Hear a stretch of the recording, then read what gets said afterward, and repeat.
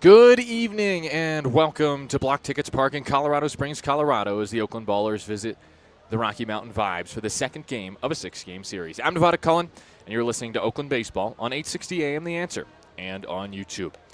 The Ballers are winners of 12 in a row for the second time this season. What? How is that even possible, 12 in a row? Again.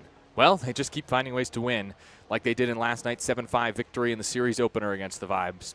And they'll look to win a 13th straight game tonight. Tremaine Cobb Jr. is the leadoff man for the Ballers as we have an early start on our hands here in Colorado Springs. The pitcher, Nick Powers, the lefty, deals, and we are underway from Colorado Springs outside 6:29 local time. That's 5:29 back in the Bay. Thanks for tuning in on this Wednesday evening on 860 and on YouTube as Cobb takes high and outside for ball 2. Cobb, yesterday, a 3-hit game in the Ballers' 7-5 win. 2-0 outside, 3-0. No, called a strike. Wow. That looked outside. I do not have access to TrackMan because I'm using my personal hotspot, not regular Wi-Fi to stream. 2-1. Cobb shoots it foul off to the right, 2-2. So you'll just have to trust me when I say that pitch looked outside.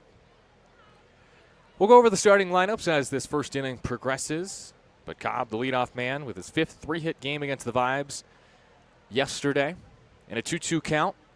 And lefty Powers misses high and away. It's full.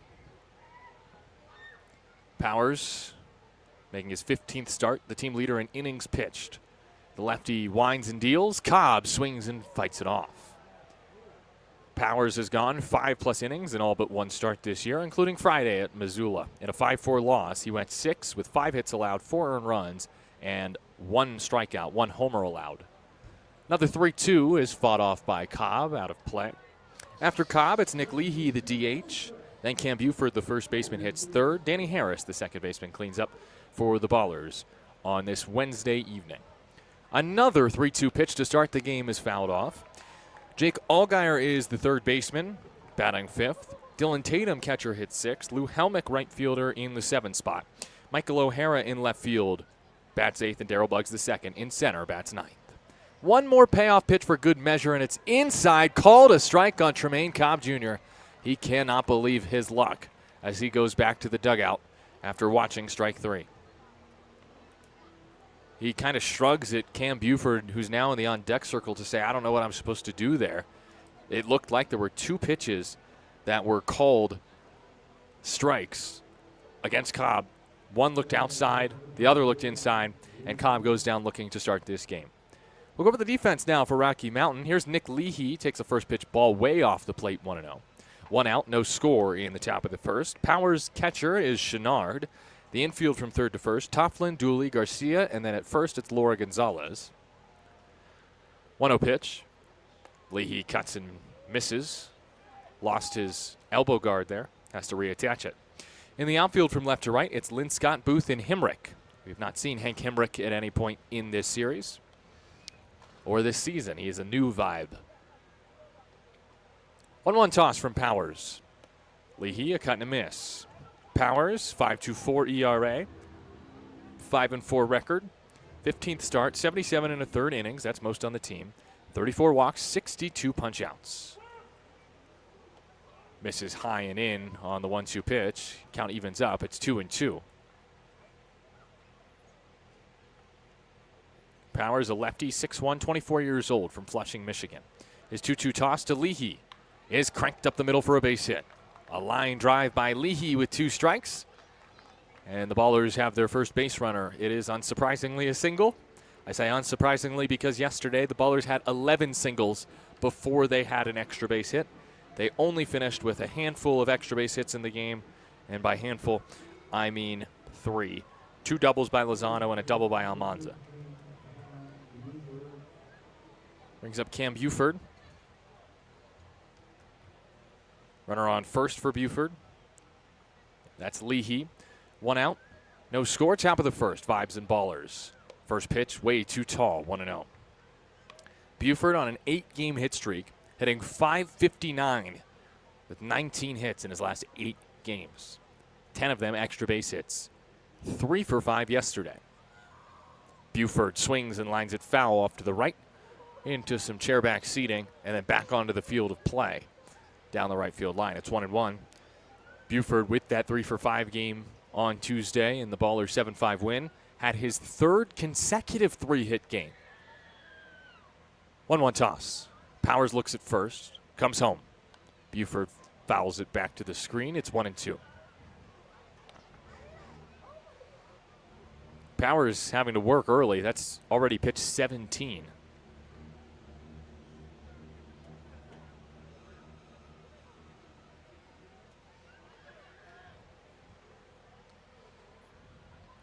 One-two pitch. Drops in for strike 3. Buford challenges. Let's see. He thought it was below the zone. He was. He was correct. It's a ball. So it's 2-2.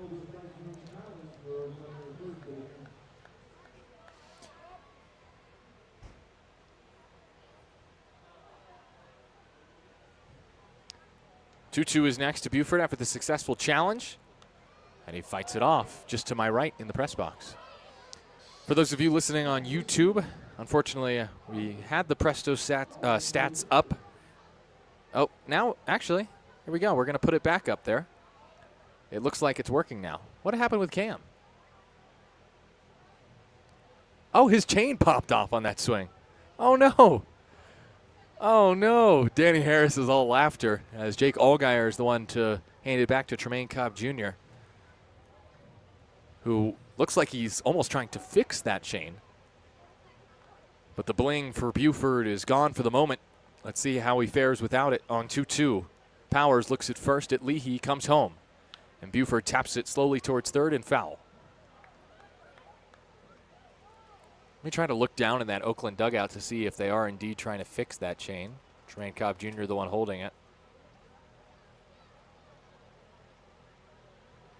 Yeah, he's pretty intense right there, Tremaine. 2-2 again. Buford taps it to third, double play chance. Throw to second for one. Throw to first. In time. And, well, I don't exactly agree with the call, but that was the call made by first base umpire Zach Dart. And Buford's challenge was successful, but ends up resulting in 2 outs in the inning with that 5-4-3 double play. And so the challenge in the end is really unsuccessful because it amounts in 1 more out than it would have originally, if that makes any sense. We go to the bottom of the first, no score between Oakland and Rocky Mountain here on 860 AM. The Answer.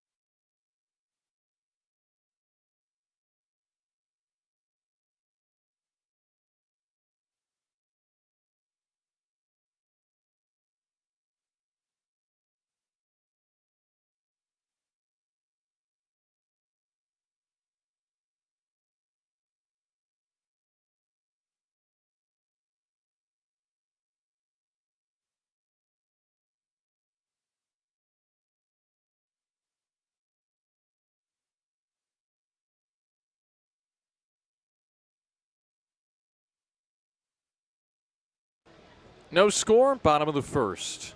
Vibes hosting the Ballers. Here's how they line up. Les Lancaster is the manager in his third year. Rocky Mountain at 34-38, 12-13 thus far in the second half.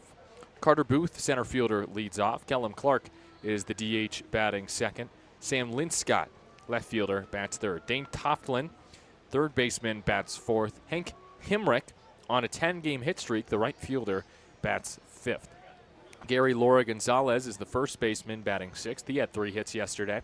Ty Dooley, shortstop, bats seventh. Austin Chenard, the catcher, bats eighth. Tristan Garcia, second baseman, rounds it out, batting ninth. Pitching for Oakland, Dylan Delvecchio picked up his first pro win on Thursday against Yuba Sutter. 11-4 victory for the Ballers. A career-high 6 innings, just 2 hits allowed and 1 unearned run, and he struck out a career-best 8. The lefty Delvecchio, 24 years old, from San Marcos, California. First pitch, and again, the Vibes show bunt as Booth pulls back at ball 1 inside. The Vibes have not shied away from small ball, much to their detriment in Game 1, as the Vibes really just seems like they gave up a lot of outs in that game with bunting. Pitch inside from Delvecchio. It's 2-0. Delvecchio with a 4.32 ERA, 1-0, 3 starts, 4 total appearances, 16 2/3 innings, 7 walks, 17 punchouts. His 2-0 pitch to the righty Booth drops in at the bottom of the zone for a strike, 2-1. That actually probably looked like a ball low, but again, I don't have access to TrackMan because of my method of streaming this game on YouTube. 2-1 on Booth from Delvecchio. Pitch. Swatted foul down the first base line off the foul fence. It's 2-2. Booth 1 for 5 yesterday, but his one hit was a game-tying double in the 6th inning. Has 6 extra base hits, including 3 homers against the Ballers this season. The 2-2 pitch from Delvecchio. The lefty deals, and the ball leaks through the legs of the catcher Dylan Tatum.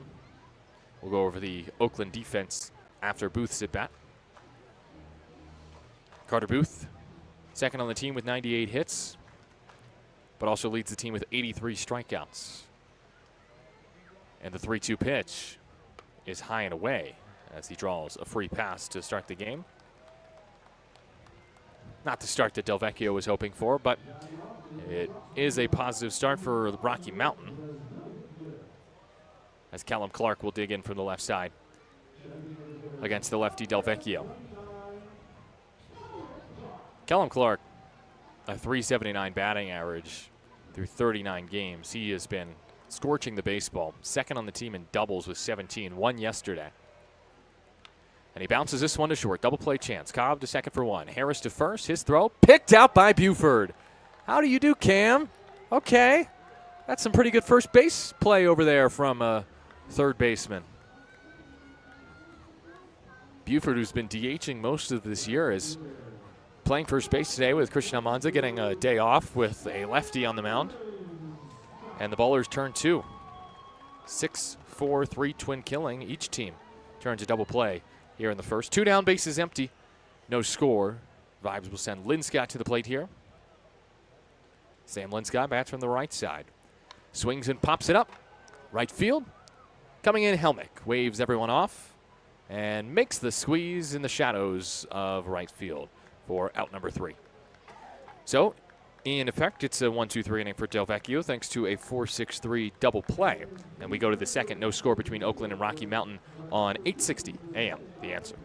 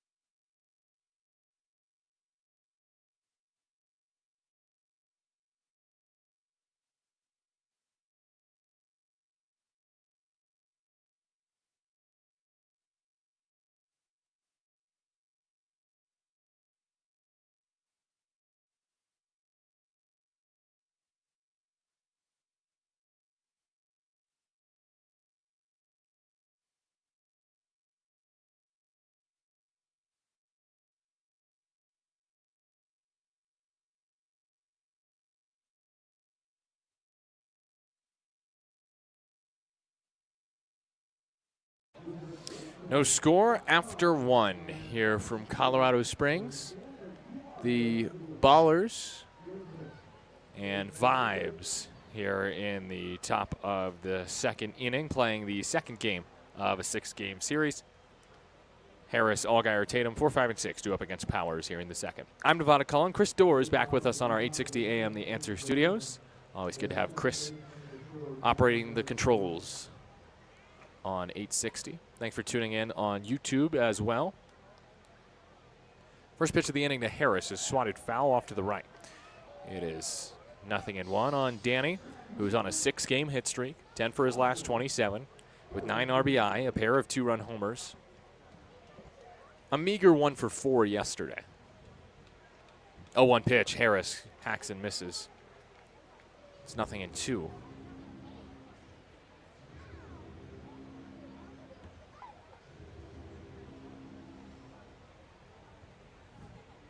Harris digs back in from the right side. Powers way ahead.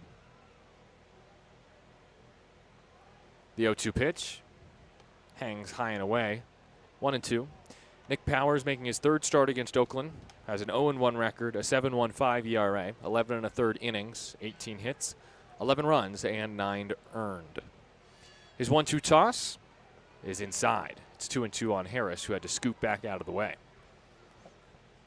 Powers facing Oakland went 6 1/3, got the loss in that game in the 6-0 loss for the Vibes on July 3rd here in Colorado Springs. Gave up 10 hits and 4 earned runs as Harris powers one deep right field. Hemrick going back. He's got room and makes the catch shy of the track for out number 1.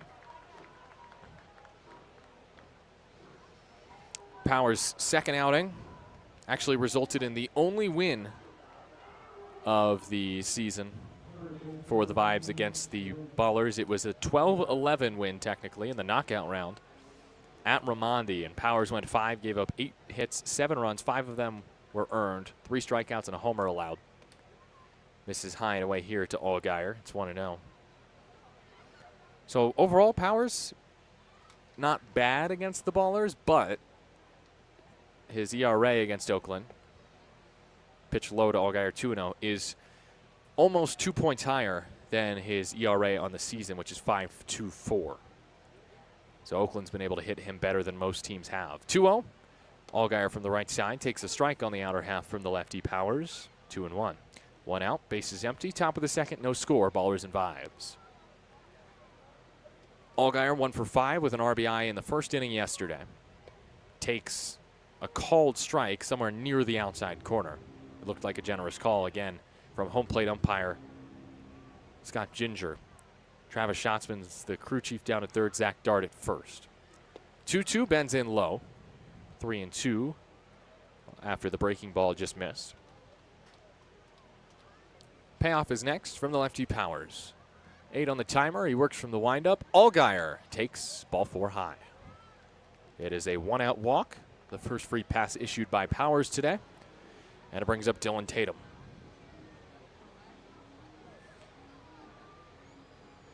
Dylan Tatum has not featured yet in this series, but on the season against the Vibes, he is crushing the baseball.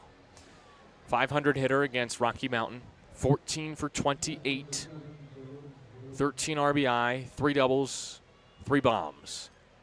And the first pitch here. Tatum takes on the outside corner for a strike. 0-1. The Ballers, you can tell, do not like the strike zone put on early by Scott Ginger. Tatum last played Sunday against Yuba Sutter, went 1 for 4. 4 on the timer. Pitch from Powers. Tatum takes high and away for ball 1. Tatum 2 games ago for him, 3 games ago for the Ballers. It was Saturday against Yuba Sutter, in which he went 3 for 5 with 8 RBI, a double and 2 homers. 1-1, Tatum takes away, 2-1. That was his 6th 2-homer game of the season and 6th game with at least 5 runs driven in. Despite just 170 at-bats, he's plated 66 runs. That's second on the team. 2-1 to the righty Tatum. He takes high, challenged by Chenard, the catcher. Let's see about that. I'm not convinced that was a strike, but I'm willing to have my mind changed. It is a confirmed ball. Yeah, I'm not crazy. That just tells me that Scott Ginger's zone is too big right now, because Chenard thought that was a strike. And with the way that the home plate umpire is calling balls and strikes, I mean, that one was a ball. Hitters count for Tatum. 3-1 pitch.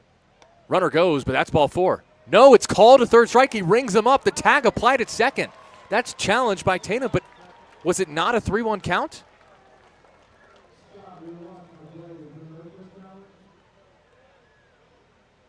Tatum's challenging the call of a strike. It looked like a ball to me. It's overturned. Yeah, that's a missed call. Another one, and Tatum walks. So that means Allgaier is safe at second. That's a huge challenge by Dylan Tatum.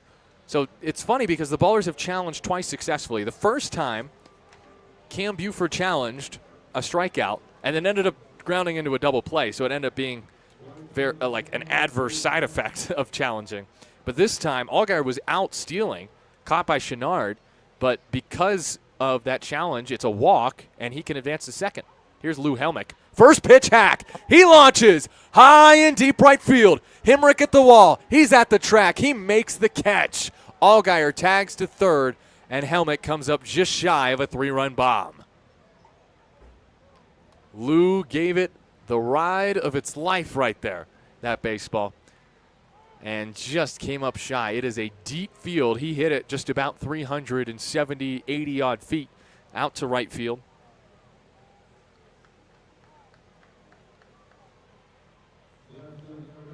Allgaier advances to third on that deep flyout by Helmick. And now it's Michael O'Hara. Men at the corners for the Ballers, 2 outs, trying to strike first with no score in the top of the second.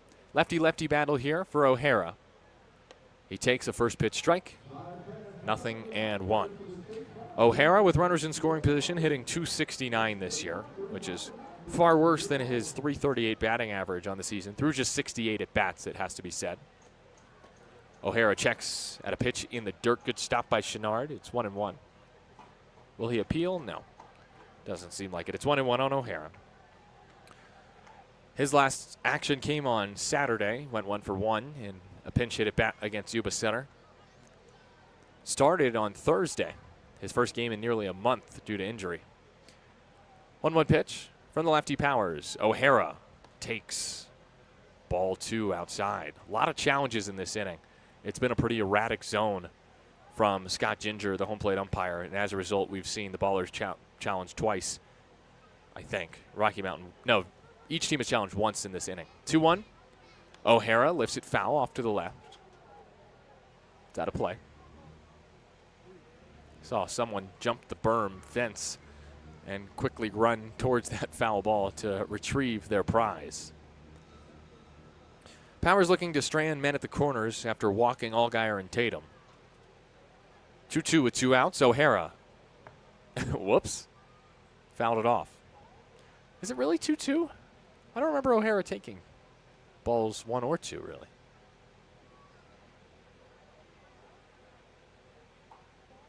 Well, either way, there's 2 strikes on O'Hara. He has to protect here. Chenard sets up outside.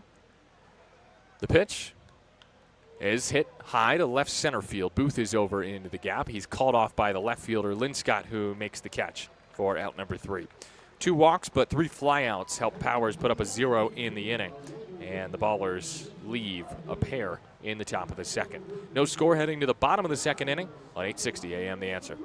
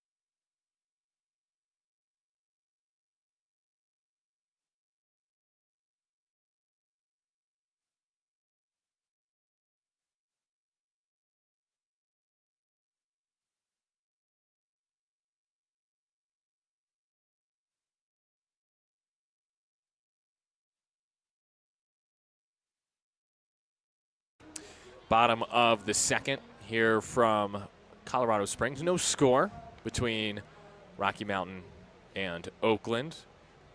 Tofflin, Hemrick, Laura Gonzalez due up here in the bottom of the second against Del Vecchio. That's the middle of the order for the Vibes. Today, it's August 13th, 2025. What happened 1 year ago today in this day in Oakland baseball history? Well, it was actually a loss for the Ballers that I want to talk about. A 5-1 loss to Boise in the opener of that series. The Ballers would come back in that series and actually earn a split with the Hawks. But Micah Yonamine hammered 3 homers and drove in 4 of Boise's 5 runs. That had me thinking, where is Yonamine now? And the answer will surprise you. Micah Yonamine is currently playing for, excuse me while I butcher this pronunciation, the Hokkaido Nippon Ham Fighters of Japan's Eastern League. Now, Nippon is familiar to me because that's the NPB, the Nippon Professional Baseball League of Japan. That's their pro league. But I've not heard of the Japan Eastern League. First pitch is a strike to the righty Tofflin, 0-1. Well, the Eastern League is actually one of 2 minor leagues of Japanese minor league baseball. It's owned and managed by the NPB. 0-1.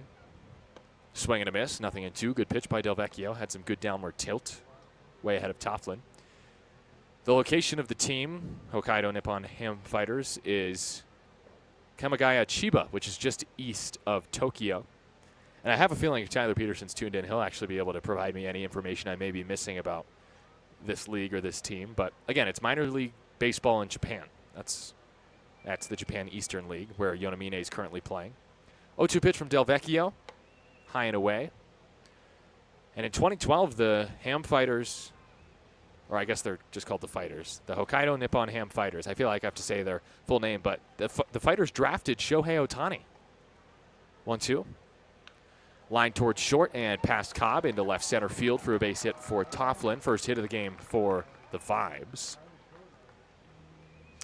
But this was my favorite part about the Hokkaido Nippon Ham Fighters. They have this thing called the Fox Dance. It's a tradition that started in May of 2022, in which during the middle of innings, they encourage fans alongside the cheerleaders to dance in the same style, the moves of a fox, which is set to the song, What Does the Fox Say? First pitch is swung on and fouled back by Hemrick. It's 0-1. That song gained popularity, it must have been the early 2010s, because I must have been around 10 years old or something like that when that song came out. I just thought that was too funny. 0-1 pitch is bounced towards second, under Harris's glove, and into right field. Helmick plays it quickly, comes up firing, and it's picked by Cobb at second. Tofflin moves up, and Hemrick extends his hit streak to 11. As I will finish talking now about this day in Oakland baseball history, the Micah Yonamine game against the Ballers, and yes, he is now playing in Japan.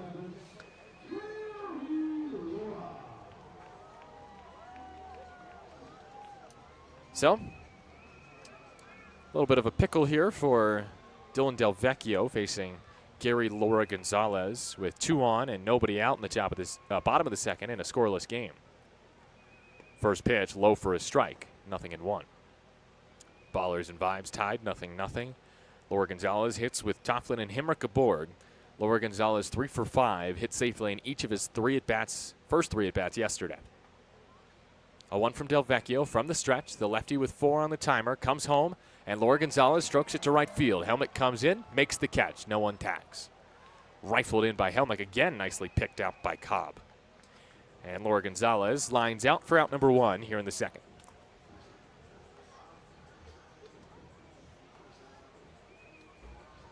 So Ballers catch a break right there, it has to be said. Laura Gonzalez hit that ball pretty well.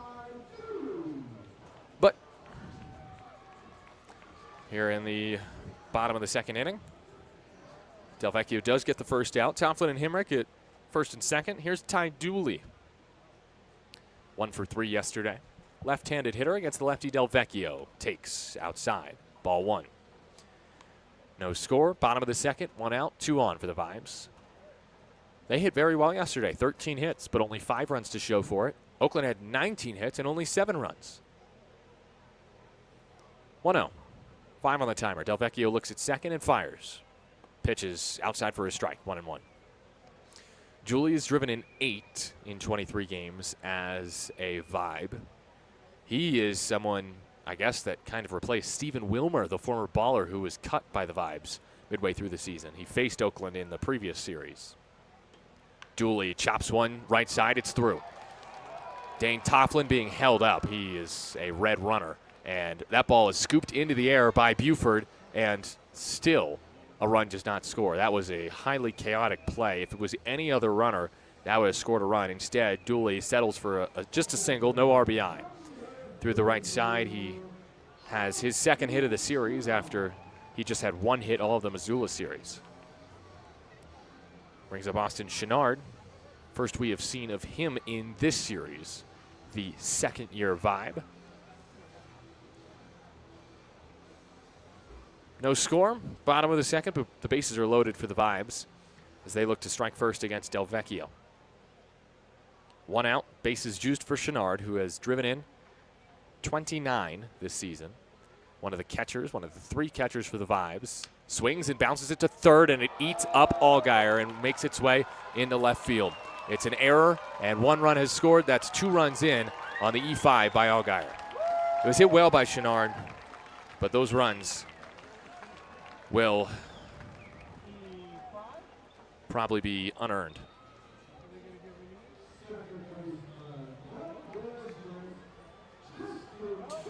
So 2-run score on the error. It's 2-0 Rocky Mountain. That's a play that Allgaier usually makes, but it's the hot quarter for a reason, and that ball just ate him up.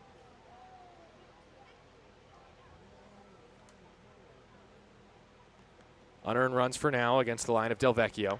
First pitch swinging, and oh, what a play by Buford. He snares it and tags the square himself for out number 2. Garcia, first pitch swinging, brushed one on the ground towards Buford, who made a nice stop on the short hop, gloved it, tagged the bag, got the sure thing. The runners move up, Dooley and Chenard, to third and to second. I think that 1 run is going to be earned now because of that ground out, because the bases were loaded, and I think that would have played it a run against the line of Delvecchio. Check swing on pitch 1. He did go, says Zach Dart over there at first. Okay. Carter Booth offers at pitch 1. It's 2-0 Vibes with 2 outs and runners at second and third in the bottom of the second. Carter Booth walked his first time facing Delvecchio. Here it's a 0-1 count.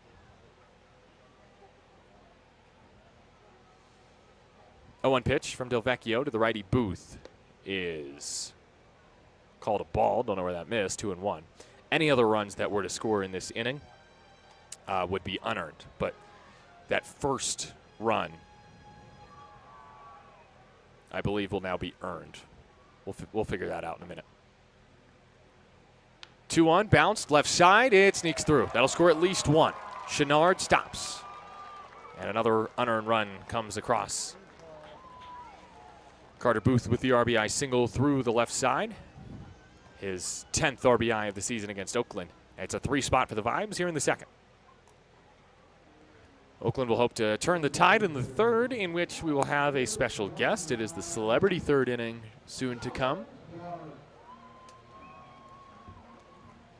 And it'll be time for dispatches from Colorado Springs. If you know, you know.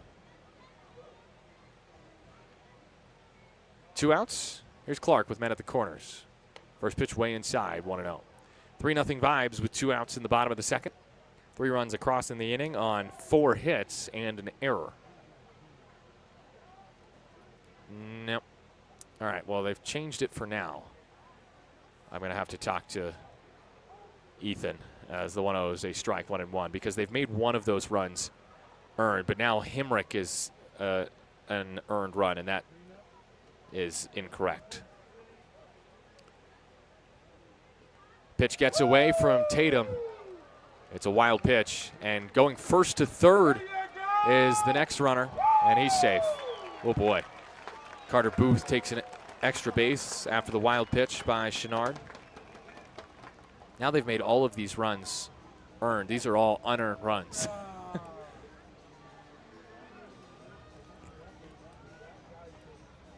with 2 outs in the inning.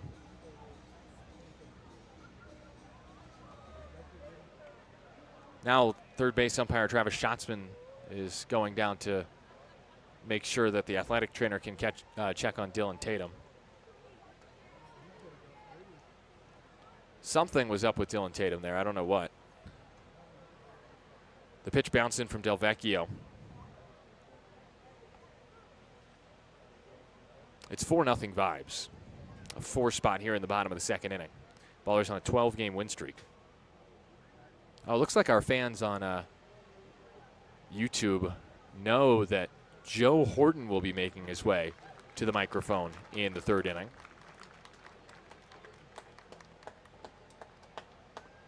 So that's going to be fun.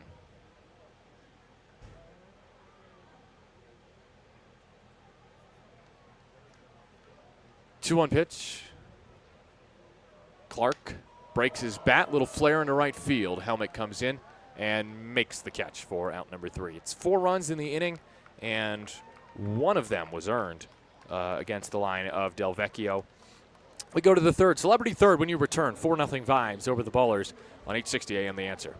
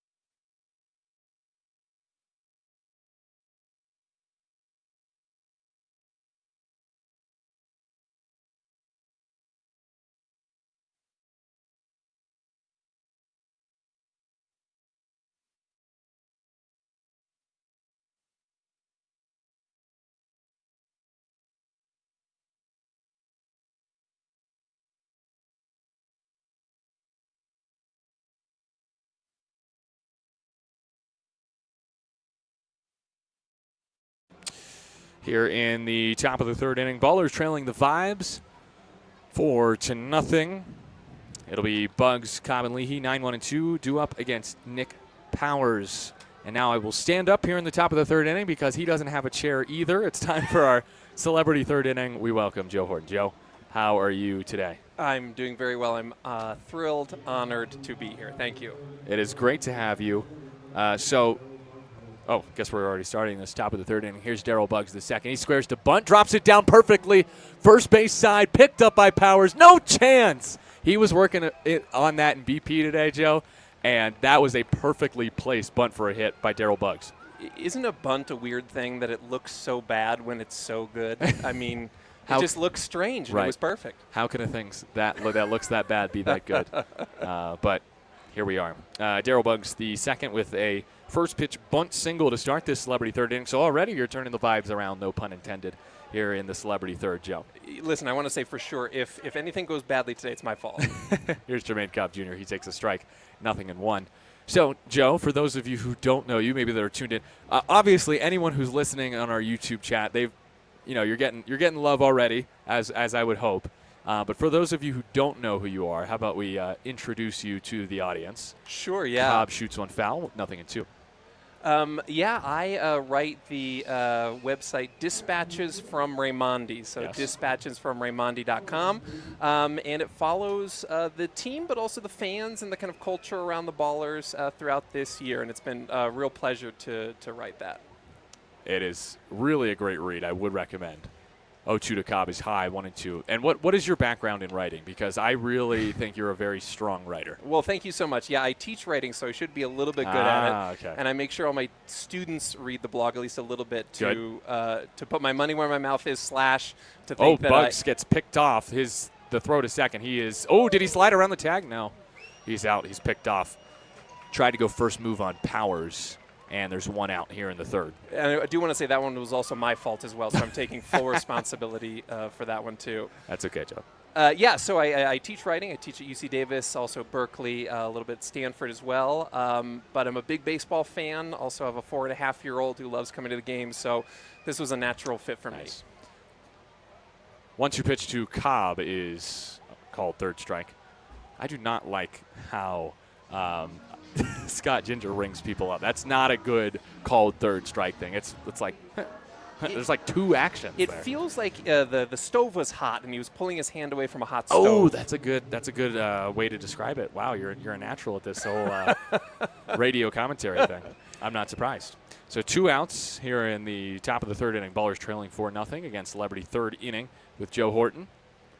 Swing and a miss by Leahy, 0-1. So what made you want to start writing dispatches from Raimondi? You know, I wrote dispatches from the treehouse for many years back at the Coliseum and wanted to bring it over here. So 0-1 outside, 1-1. So we follow everything. We do profiles of fans. We do previews of the teams that are going to come to Raimondi.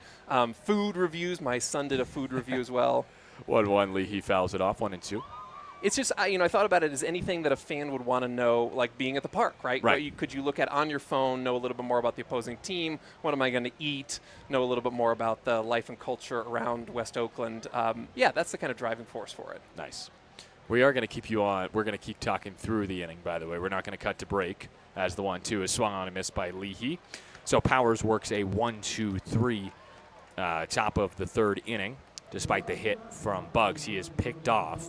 And we'll go to the bottom of the third. It's 4-0 Rocky Mountain. We're going to keep it here on 860 AM The Answer and on YouTube in the Celebrity third inning because I feel like it's either that you get a ton of runs for the Ballers or the inning just breezes by and you get no time. Listen, I thought about this before I came on today, that there are two horrible things that could happen being on for an inning. It's too long or it's too short. So I did some very brief research on this. Okay. Do you want to guess the longest inning or major league inning, the longest single inning by time? 47 minutes. Very close. 68 minutes. What? 68-minute inning. When? That's 2004. That's the Tigers and the Rangers. Okay, so 68 minutes.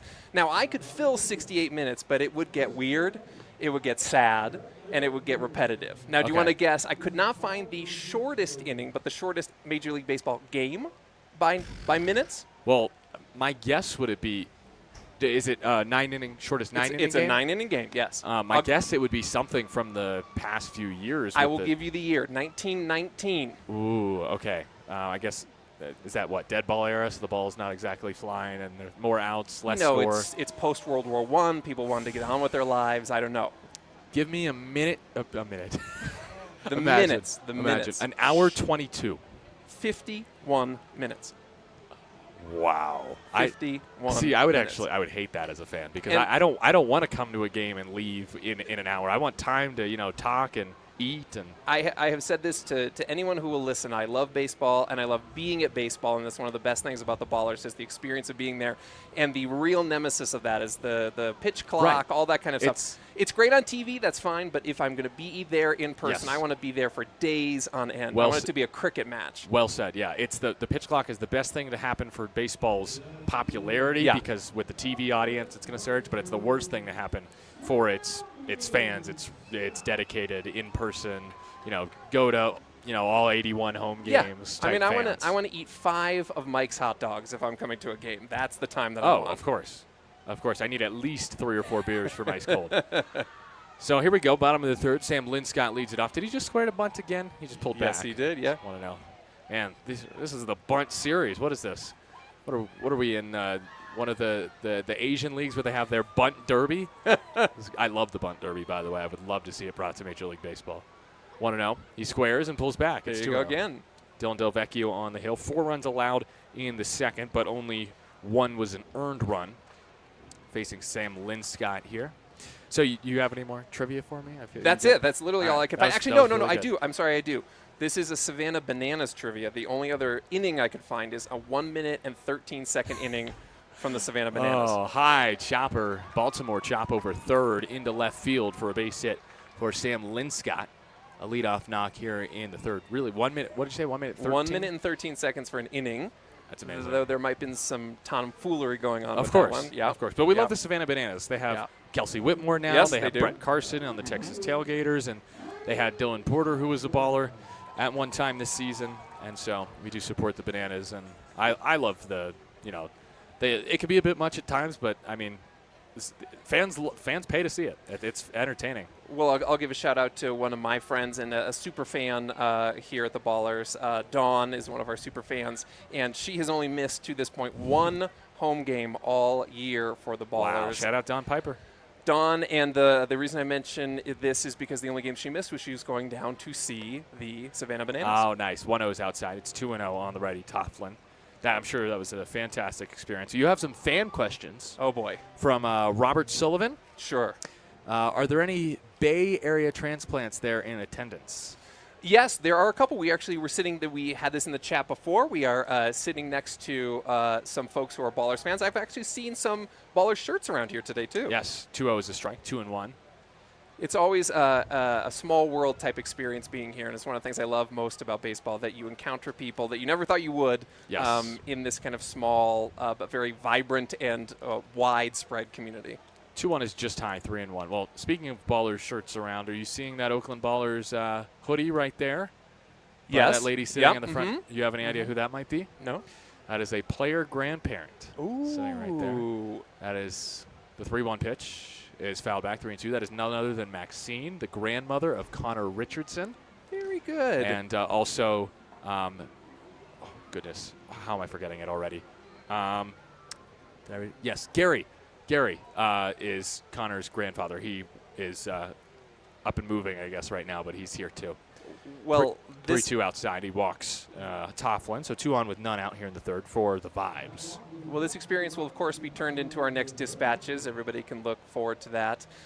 Sweet. But the reason we are here, I'm not saying we came exclusively for this. My family's from Colorado. I grew up in Colorado, and my son is with his grandparents right now. I just wanted to say on the topic of grandparents, it is wonderful to me as a relatively new parent what great people all grandparents are and become. They just, my dad might have been a grumpy person for some parts of his life, but he's just the nicest, most charming person with my son. And, love grandparents. It's just the best. Yeah. Now, I think they're going to check on Dylan Delvecchio here. They're asking the athletic trainer to come out. Jim Diedrich just asked if that could be the case. Hopefully Dylan's okay. Nope. Now she's good. I don't know. She has to go. She goes back to the dugout. So I guess Dylan's fine. Jim Diedrich goes back to the dugout. But anyways, yes, grandparents are lovely people. And I also want to give my dad credit as well, because he's the one who introduced me early on to baseball. He was also the person who let me pitch the least when we transitioned over to kid pitch, because he wanted to make sure all the other kids got a chance. So he was a very good, it still continues to be, of course, a very good dad, very good coach as well. So Sweet. Sweet. Well, we appreciate you stopping by the booth. It's a joy to have you on, and I'm glad you've gotten to come to here with your family, see some family. Scoring a bunt and bunting through it is Himrick.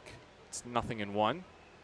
How have you liked this Ballers team this year in terms of watchability and getting to follow their journey? These 2 12-game win streaks. It's been quite the year for the Ballers as the 0-1 comes in from Delvecchio, and it's a strike. It's one of those kind of tricky things as a fan, because you see the product, you see the wins and losses, and I think being a Ballers fan, you get a lot closer access to the players. And I just hope everything that I see, everything that I read, everything that I experience seems like they are having a really good time as well, and that's the most important thing. I think the chemistry is incredible, and they seem to be really not only enjoying the time that they have, but also appreciating the moment that they're in. Yes. From being on the road with the team, they're definitely having a good time. I mean, they are best when they're playing loose. 0-2 is high to Himrick, 1-2. And I'd say to other fans as well, and I'm preaching to the choir, I know, but for dispatches, sometimes I'll message some of the players and say, like, what's your advice for catching a foul ball in the stands? And they have the time to do that and the generosity to do that, and that's very special. 1-2 is swung on and miss. Big K for Delvecchio for out number 1. Here in the bottom of the third, Vibes leading the Ballers 4-0. 2 on, 1 out for Laura Gonzalez, and Delvecchio with his first K. So Who gave you some advice about catching a foul ball? I got a whole bunch of advice, and Oh, really? I'm going to reach out again too for a couple of other questions. I want to leave them mostly at peace because they've got a busy life and job. Yep, of course. But I'm also just I remark at the growth of the team and the growth of the community. I was up in Canada and got approached by 2 separate people with my hat on, and they said, "Go Ballers!" And First pitch hack and a line drive to center field. Bugs breaks in, makes the catch chest high. No runners can tag. It's another line out for Laura Gonzalez, 2 away. That's really cool. It's really cool, and I want to be gentle of spirit, and I first thought like, oh, they think it's like a Boston Red Sox hat or something like that, and they say watching the team this year, and all of a sudden it became very clear that these were big Ballers fans that were saying, hey, isn't Raimondi great? It was just a very small world moment in a totally different country, and it was shocking and wonderful. That is sweet. Raimondi is great. First pitch is a strike to Ty Dooley, 0-1. 2 outs, 2 on for the Vibes, leading 4-0 bottom of the third. I love the international growth of the Ballers, too. That's been great. Like Dom from Liverpool. Yes. I know my dad's actually in the UK right now, repping his Ballers hat. And like you said, fans in Canada are even recognizing the brand, which is really exciting as Dooley fouls it off. It's 0-2. And I want to say, too, that I am truly putting my money in my permanence, the permanence where my mouth is, I suppose. It's not really a writer's expression. But I got a Ballers tattoo this year as well with the free tattoos, which was a fantastic experience. Shout out to Ben. Thank you very much. Shout out Ben Verhoek. So I'm in for the long haul, and I know a lot of other fans are, too. Ground ball to third. Allgaier trips, throws to first, offline. That's another error by Allgaier. Buford couldn't corral it. It's out of play. And I believe that will mean 2 runs will score on the play as Toftlin is at third base right now. Actually, I believe he is issued to stay there. So fortunately, only Lynn Scott scores on the E5, and Dooley reaches and goes to second on the play. Can I also say that watching you do this live is absolutely amazing. And for folks who don't get this opportunity, it is unbelievable. You would think that there's this huge staff and all this stuff. You're just doing this off the cuff. Yep. Entirely in your own brain. This is amazing. Yeah. This is there's a method to the madness. But it's also that's popped up right side. Foul ground. Buford over. Does he have room? No, it's out of play. About 4 rows back, chair back seating on the first base side. 0-1. But it's also just effortless as well. Anything I do takes an extreme amount of effort. I think anytime somebody sees me do something, they're like, wow, that guy's really putting in a lot of effort to that, pushing that cart down the grocery store aisle. I will say, I put way too much effort in before the game. There you go. And that's what allows me to be effortless during the game. Yep. 0-1 is low, 1-1. Because essentially most of what I do is rehearsed because I have it all down here in my notes. Austin Chenard reached on an error in the second inning. Now, if you could see this, he's pointing to some scribbles that would not be very legible. Well, no, I'm just saying you're getting a lot of information from very little right now. It's all up in that brain. 1-1 is cranked high and deep left center field. Bugs back at the track, reaches up and makes the catch. Chenard with a very deep fly out in one of the most cavernous ballparks in the league. And the Vibes get just 1 in the third inning. 1 more error, 2 left for the Vibes in the frame, and 1 more hit. And it is 5-0 Vibes after 3. Joe, it's been a pleasure. Thanks so much for coming on. I'll let you get back to your family. Thank you so much. And I just want to say, please reach out to anybody. If you've got a good story that I should cover on dispatchesfromraimondi.com, I am open and all ears. Please let me know and I'll cover it. Please go check out his website. He does a great job, and we're happy to have his support of the Oakland Ballers. 4th inning. When you return, 5-0 Vibes leave the Ballers on 860 AM The Answer.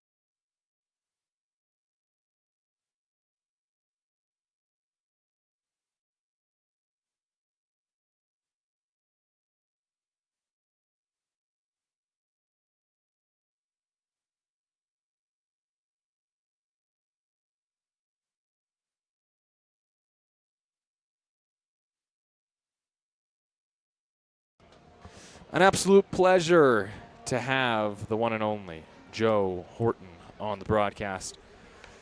Great to have you, Joe. I mean, what a great group of fans the Ballers have, wouldn't you say? Top of the fourth inning, Ballers in need of some offense, as the Vibes have put up 5 runs before Oakland has scored in this game. Nick Powers has been very good, but now he has to face Cam Buford to start this fourth inning. So let's see what Cam can do. First pitch is a strike on the outer half. It is 0-1. I think is it time? No, it's not time. Wide rule of baseball, 5th inning.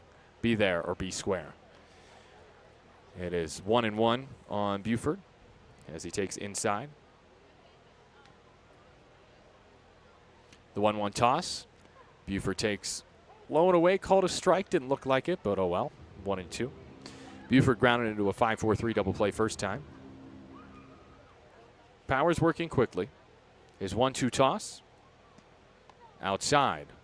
2-2. It is very hard to hit a home run here. We saw that with that deep fly out to Bugs in center by Chenard to end the third. 2-2. Buford takes high and away, 3-2. No homers yet in this series. It's 350 to left and right.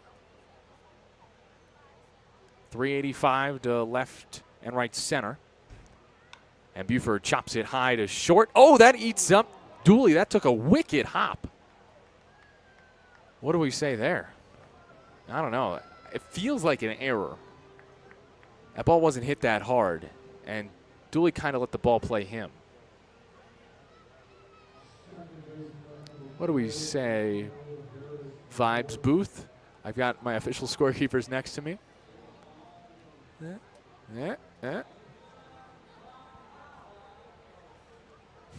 We're all giving thumbs down. I feel like we're the Yankees once upon a time, a few years ago, with the little thumbs down meme.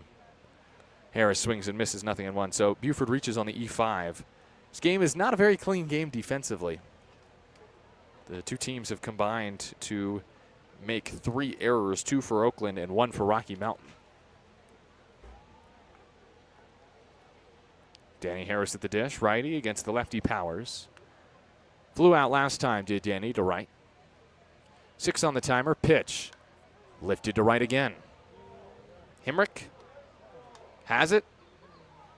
He catches it. 1 away. Oakland offense has been red hot lately. 19 hits yesterday. And they've won 12 in a row. But today, not so much. Nick Powers looking a lot more like himself than he has in the first 2 outings against the Ballers, in which he had given up 4 earned runs and 5 earned runs. Allgaier line drive foul right off the bench of the Vibes bullpen out and right. It's 0-1. That one sent Vibes bullpen arms scampering out of the way. Allgaier walk his first time against Powers. He's on a 4-game hit streak, Jake Allgaier. 0-1 is high and away, 1-1. Buford the runner at first with 1 out. In the top of the fourth, the Ballers trail the Vibes 5-0. Interesting note, the Vibes have not beaten Oakland in regulation this season. Allgaier flies one left field. Linscott over into left center field has it and makes the catch. Another sky-high pop fly by the Ballers. Harris and Allgaier back-to-back for the first and second outs of this top of the fourth inning. Brings up Dylan Tatum. Oakland just 2 hits in the game, both singles.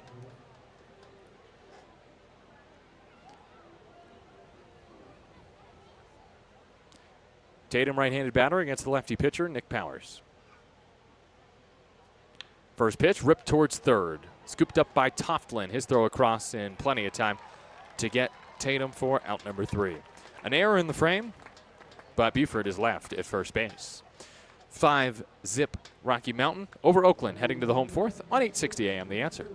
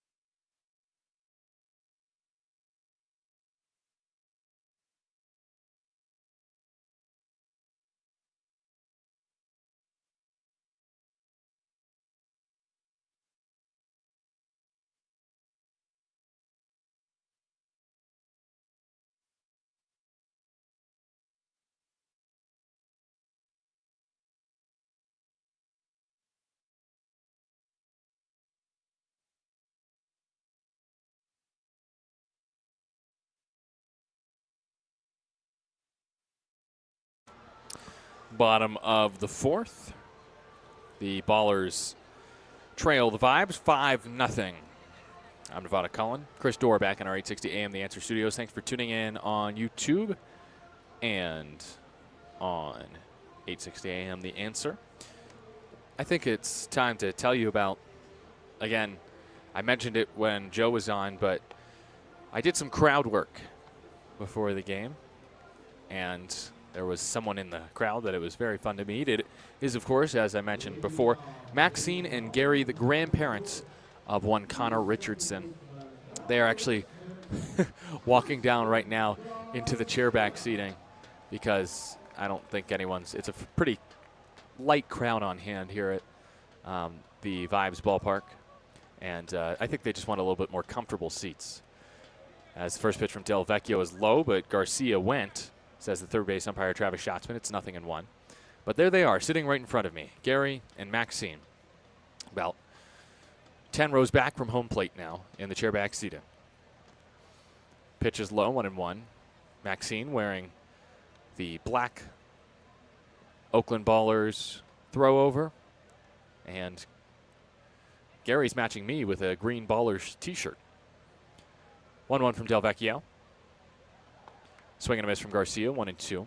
And so I went up to them before the game to say hi, and I introduced myself. They knew exactly who I was, and I was like, okay, so who are you? Well, turns out they are the grandparents of Connor Richardson.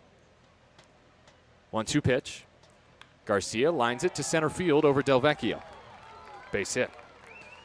Vibes have had the leadoff man on in all 4 innings against Del Vecchio.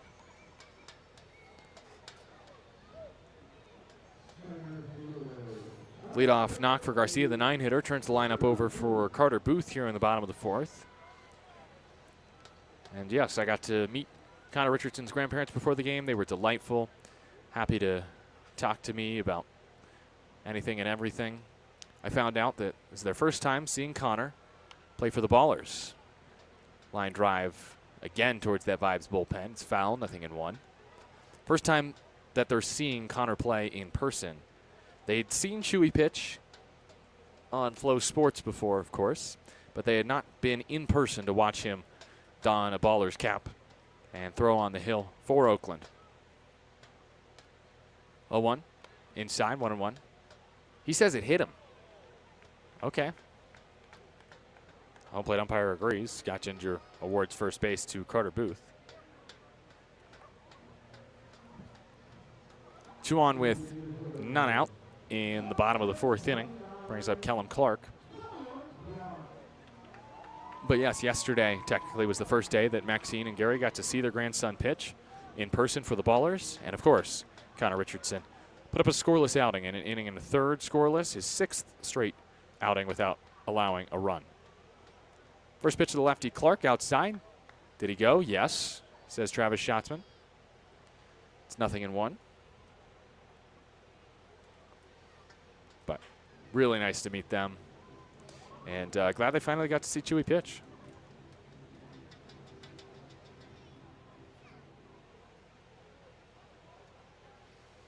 A 1 from Del Vecchio, the lefty, to the lefty Clark.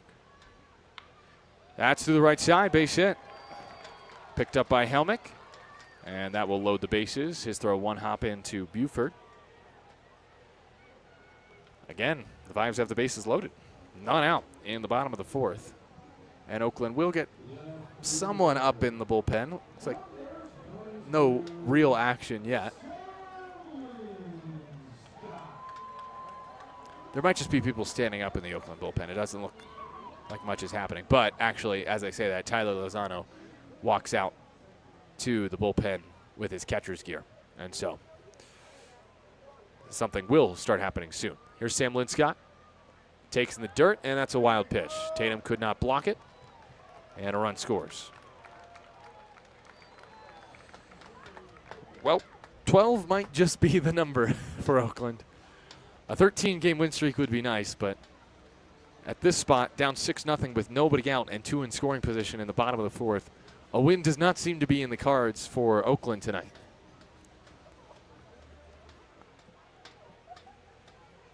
Still 12 in a row, mighty impressive. 1-0 the count on Lynn Scott. Singled his last time against Del Vecchio. Takes way inside here. It's 2-0.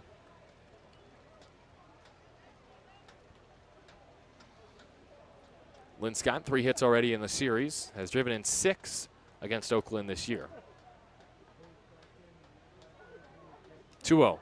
Lynn Scott pops it up on the infield. Del Vecchio is called off. Jake Allgaier makes the catch. There is one away. It's interesting, too, because you look at the line for Del Vecchio, and it's this. 3 1/3, 7 hits. That's not great. 6 runs. That's not great. But only 2 earned runs. That's not bad. That's acceptable in this league.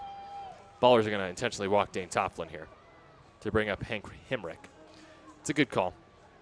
It's the 3rd walk for Del Vecchio. Tofflin just has so much power. Driven in a team-leading 54 runs this year with first base open in a 6-0 game. There's no reason to pitch to him.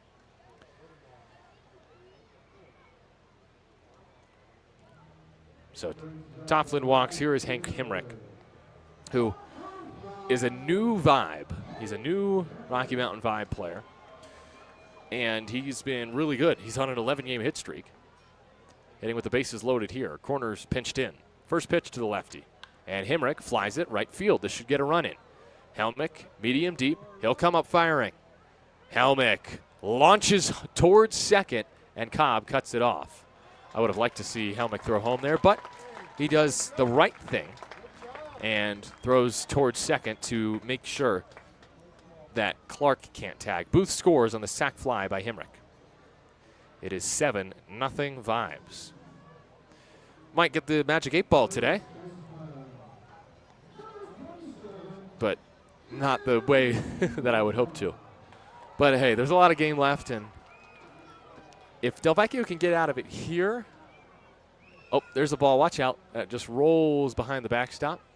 Time is called by Travis Schatzman. James Collier, it looks like, is loosening in that Oakland pen. And his pitch to Tyler Lozano. Oh, no. That's not Collier. That is Tommy. That is Tommy Ventimiglia.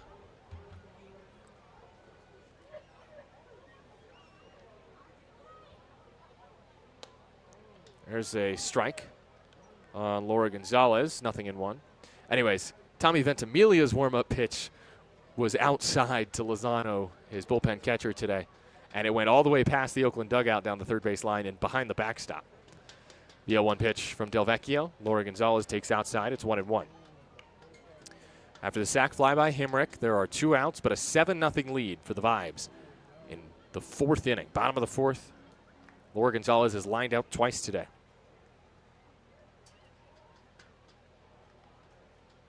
1-1. That's bounced towards short. Cobb can go the short way and does, flipping it to Harris for out number 3. 6-4 the putout, and the fielder's choice ends the frame. 2 more runs on a couple more hits for the Vibes as they strand a pair in the bottom of the 4th inning. Ballers chasing 7 after 4 on 860 AM The Answer.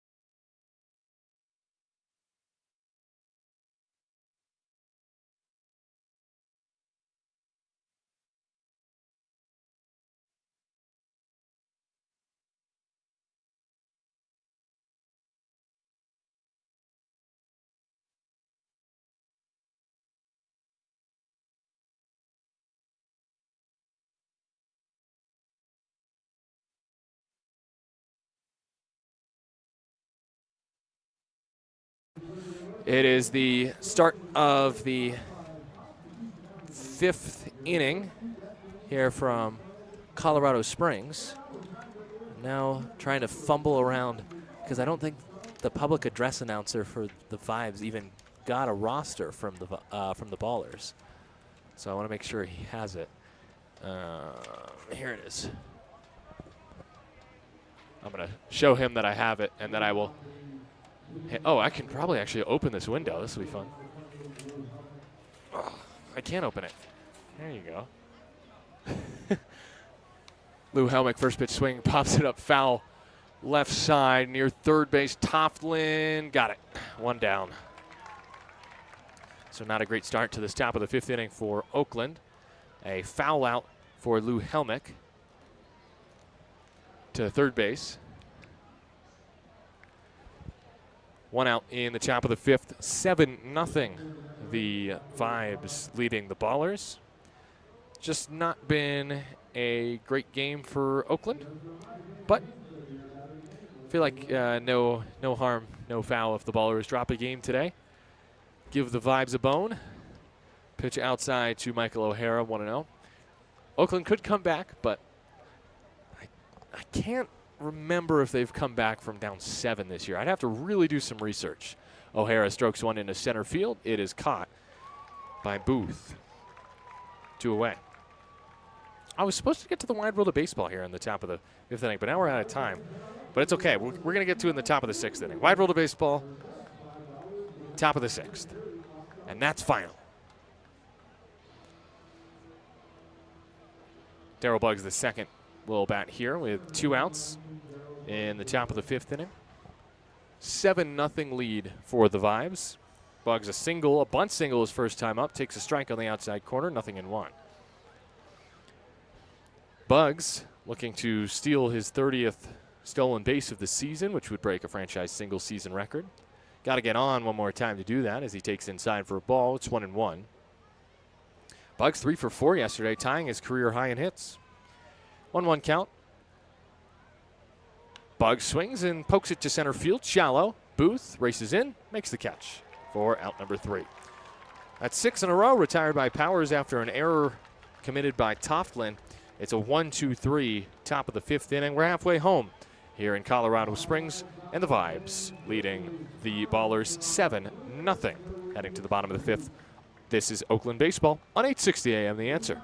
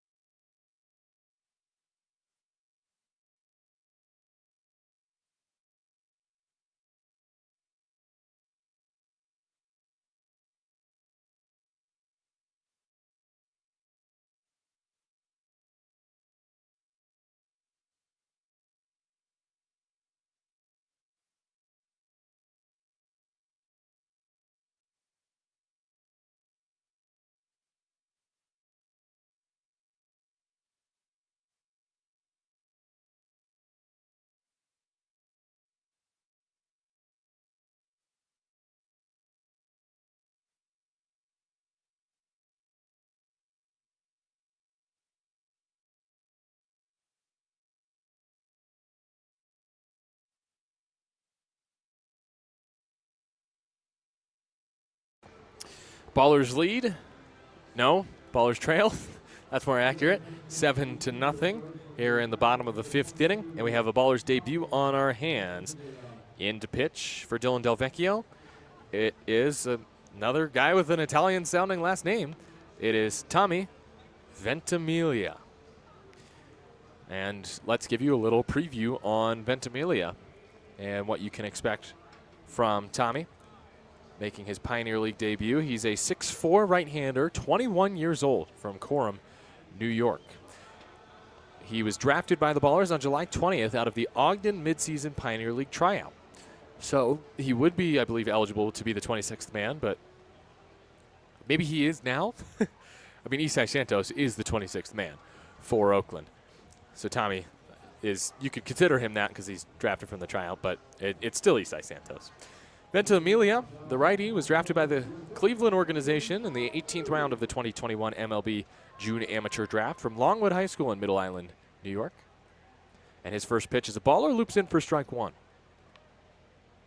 Breaking ball in there to the lefty Dooley. He'll face 7, 8, and 9 here in the bottom of the fifth. Righty Ventimiglia against the lefty Dooley. His second pitch is a baller. Whoa. I don't know how that didn't hit. Dooley, 1-1. He was released by Cleveland on September 6th, 2024. And the big question for him, after we saw that pitch almost hit Dooley, can he command the zone? 1-1 from Ventimiglia is low and away, 2-1. 98 walks to 71 strikeouts in his 3 years in the Arizona Complex League with the Guardians. He never made it to single A, low A, high A, double A, etc.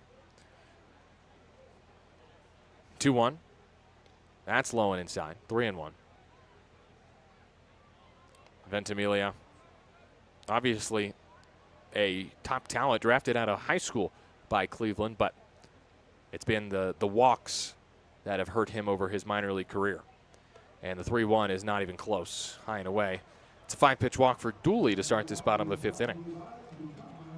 Ventimiglia minor league career stats, 55 appearances, 5-6 record, 10.45 ERA, 62 innings, 71 strikeouts, but 98 walks and a 2.39 whip. And Aaron Miles is coming out to talk to him, as Oakland does not have anyone warming in the pen.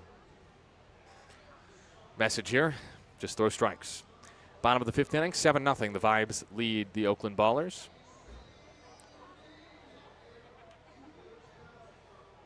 This is just this is an interesting case too, because it's reminiscent, of course, of Tanner Shears for Oakland, who was released.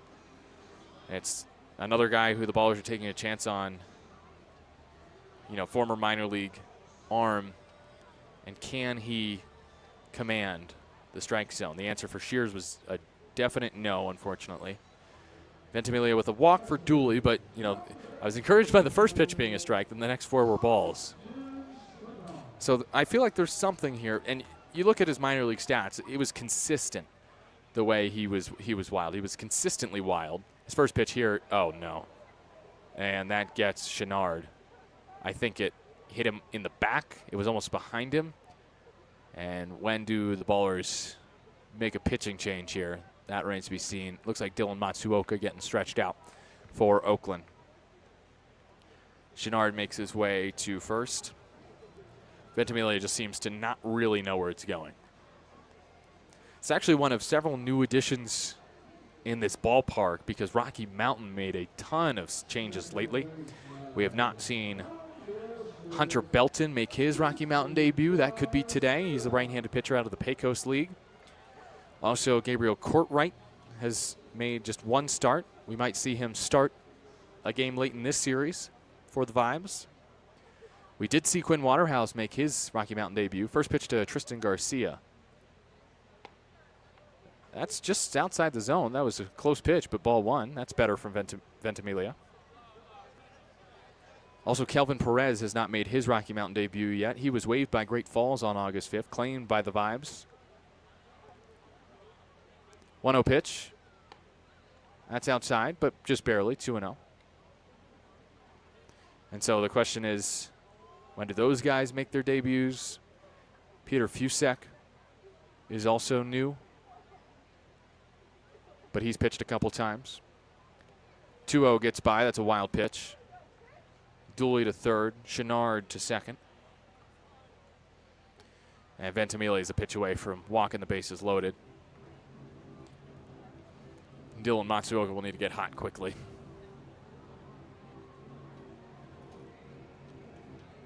Unfortunately, just an eerily similar first downing to the one that Tanner Shears had, where he could not control the zone against Glacier. There's a strike, though. Pumped in outside corner. 3-1. It's so tough for guys like this who just, you know, they have the velo, but they don't have the command. Someone takes a chance on them.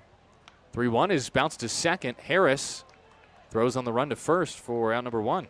That's a promising sign. It is an 8-0 lead for the Vibes here in the bottom of the fifth, as Chenard goes to third and Dooley scores on the ground out by Garcia.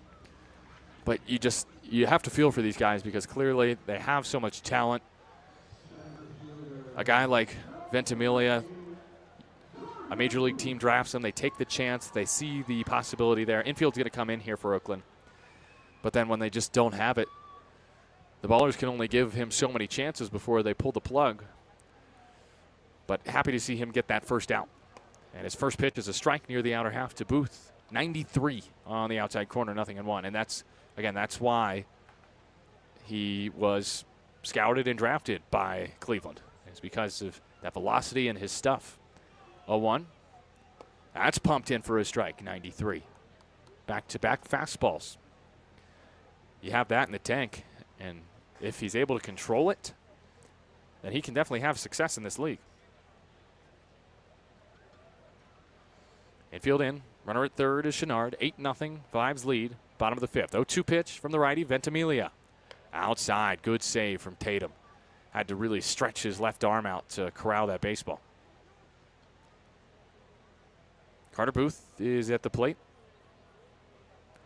Right-handed hitter has reached every time today. Walk, RBI single, hit by pitch.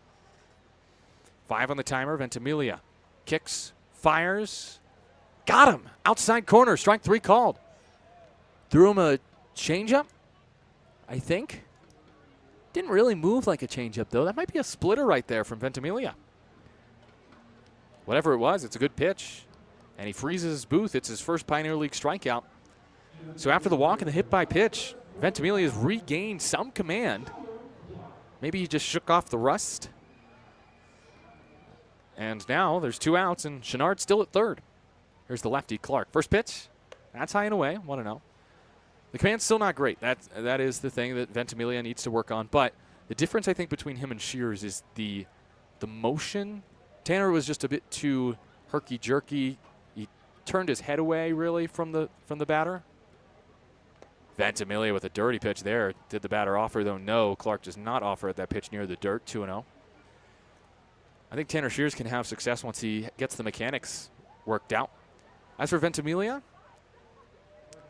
it's interesting because it doesn't seem like the mechanics for him. 2-0.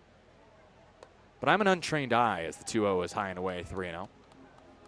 I feel like I can't really dissect his mechanics as well as Jim Diedrich and the rest of the Ballers coaching staff can.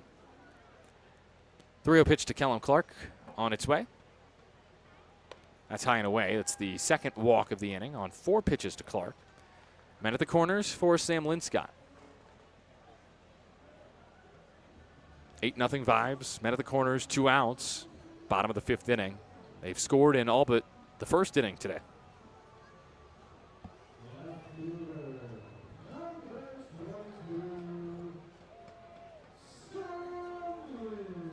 Brings up Sam Linscott, who has a single today. He's 1 for 3.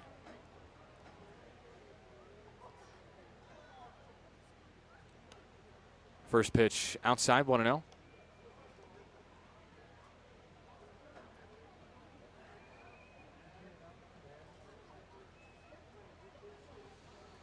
Five straight misses from Ventimiglia. Righty-righty battle here, the pitch. That's just low, 2-0. I have a feeling this might be the last batter for Ventimiglia. If he walks Linscott, the bases are loaded for Dane Tofflin. And Matsuoka is well warm in the pen by this point. 2-0. That's high, 3-0. 2 walks and hit by pitch for Ventimiglia so far.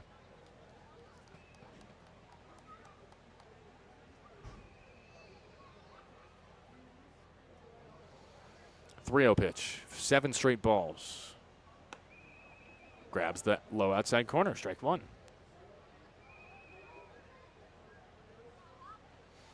Three and 1 on Linscott. The runners, Chenard at third, Clark at first. The 3-1 pitch, Linscott maybe looking to hit here. Instead, he takes ball 4 low. It's the 3rd walk of the inning for Ventimiglia. Bases loaded, 2 outs. It seems like Aaron Miles wants to give him the chance to pitch out of this. Only way to boost a guy's confidence is to let him finish the inning. That's for sure. But he's got to get through Dane Tofflin to do so. Tofflin's driven in 7 runs against the Ballers this season. Came in hitting .326 against Oakland. Team leading 54 RBI hits with the bases loaded in 2 outs. Vibes leading 8-0. First pitch is high. Ventimiglia just cannot find it. Again, a career whip in the minor leagues of 2.3. That is not a recipe for success. Pitchers in professional baseball, especially close to the majors, need to have that whip as close to 1 as possible. 1-0. That's high and inside to Tofflin. It's a nice day here. Warm day, warmest, I believe, of this week here in Colorado Springs. Sun is set. Lights have taken mostly full effect. 2-0 pitch. Wow, what a save by Dylan Tatum. Pitch was low and outside in the dirt, and Tatum made a diving play like a shortstop in the 5-6 hole. That saved a run. But it won't save a run if this next pitch misses because it's 3-0 and the bases are full, nowhere to put Tofflin. He's already walked in 2 consecutive plate appearances. There's a strike, top of the zone from Ventimiglia. It's 3-1. It's got to be tempting for Tofflin, even though he's, seen all those walks before him. And he's such a good walker, second on the team in walks. He wants to hit here on 3-1. But the pitch was uncompetitive. It's the 4th walk, and it likely will spell the end of the day for Ventimiglia. Aaron Miles is out. That is it for the newest baller as he walks 4 and hits 1 in 2/3 of an inning. New pitcher for Oakland. When you return, it's Dylan Matsuoka who will come in for Oakland. 9-0 lead for the Vibes here on 860 AM. The Answer.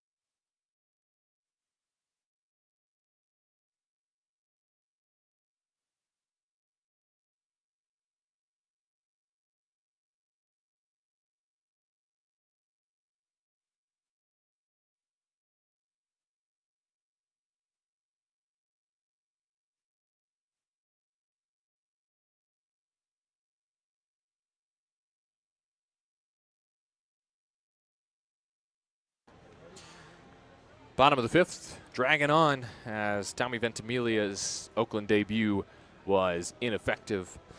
He goes 2/3 of an inning, no hits, 2 earned runs so far to his name, 4 walks, a hit by pitch, and a strikeout. And he gives way to Dylan Matsuoka.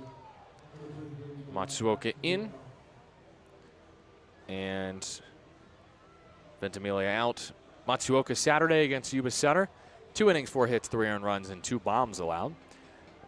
5'11", 185 righty, 24 years old from Sammamish, Washington. Has a 6.35 ERA this season. 5-1 record, 16 appearances, 9 starts, 51 innings, 62 hits, 27 walks, and 41 strikeouts. Matsuoka has made 2 starts against Rocky Mountain this year. But here he faces Hank Himrick with the bases loaded. 1 out. Bottom of the 5th, 9-0 Vibes. First pitch to the lefty Himrick from the righty Matsuoka. Swung on a miss, strike 1. Himrick today, a single, a strikeout, and a sac fly. Himrick on now an 11-game hit streak. 23-year-old NAIA product out of Grandview University. 0-1. Swing and a miss, 0-2. Oh, correction, there were 2 outs in the inning. I believe I said 1 out. I forgot about the ground out for Garcia. Ventimiglia nearly did work out of the inning. And Matsuoka is trying to finish the job here and make sure that the Vibes cannot reach double figures in this inning. The 0-2 from Matsuoka from the stretch. It is fouled away to the left into the red-backed bleachers. Toasty wandering around, the mascot for the Vibes. He's a s'more. Marshmallow, graham cracker, chocolate, and all. Another 0-2. Outside, 1-2.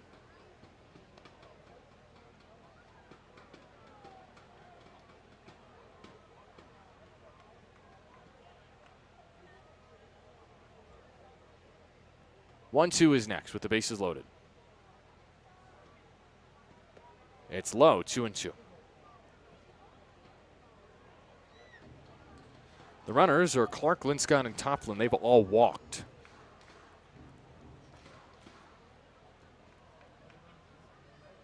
Bases full of Vibes. Deuces wild, bottom of the fifth. 9-0 Vibes lead. The pitch from Matsuoka is lifted foul off to the left.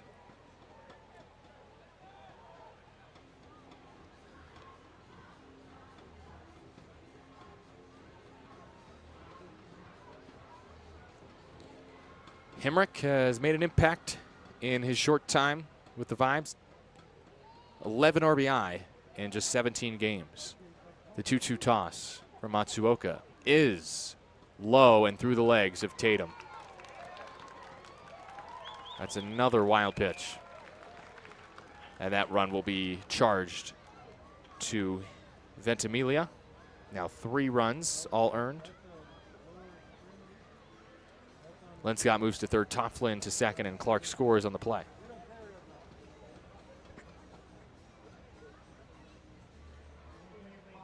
It's the bottom of the fifth. It's a 10-0 Vibes lead. This is one of the, well, it's easy to say. It's definitely the worst game that Oakland's had in the last 2 weeks because they hadn't lost a game before today.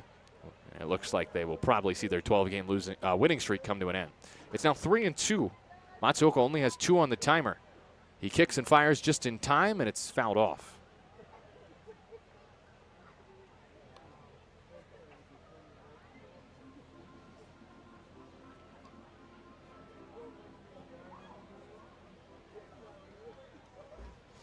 Again, 2 in scoring position for the Vibes after the wild pitch. Another payoff pitch for Matsuoka is hit towards second on a line, caught by Harris for out number 3.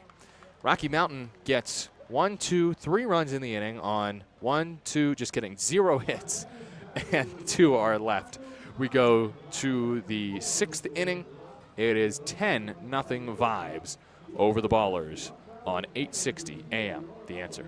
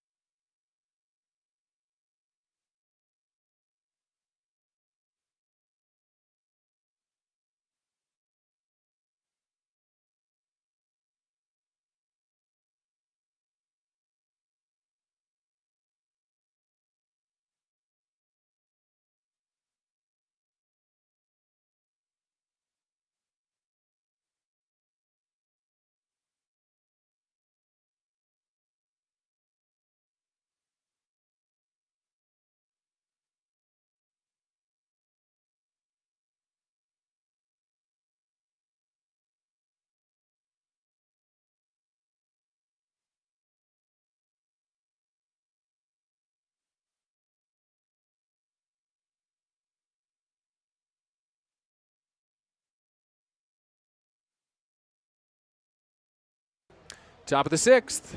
It's 10-0 Vibes here in the top of the 6th inning. And it's still Nick Powers who has allowed just 2 hits and no runs in this game. The Ballers being shut out here in the top of the 6th inning. I'm Nevada Cullen. Chris Dorr is with us back in our 860 AM The Answer studios. And the first pitch of the inning is a ball. But more importantly, it is time for the wide world of baseball here in the top of the 6th inning as we talk about Nick Powers' hometown. And Cobb promptly lines one into right field. That's a base hit, and just the 3rd hit of the game. He was over 2 with 2 strikeouts. Tired of striking out looking because of the home plate umpire, and he decides to take matters into his own hands with that single. Third hit of the game for Oakland. First since the single by Bugs, the bunt single in the third inning. Brings up Nick Leahy, who has one of the 3 hits today. And again, it's time for the wide world of baseball. So it doesn't matter that the Ballers are down 10-0 because we still have the wide world of baseball to help us out.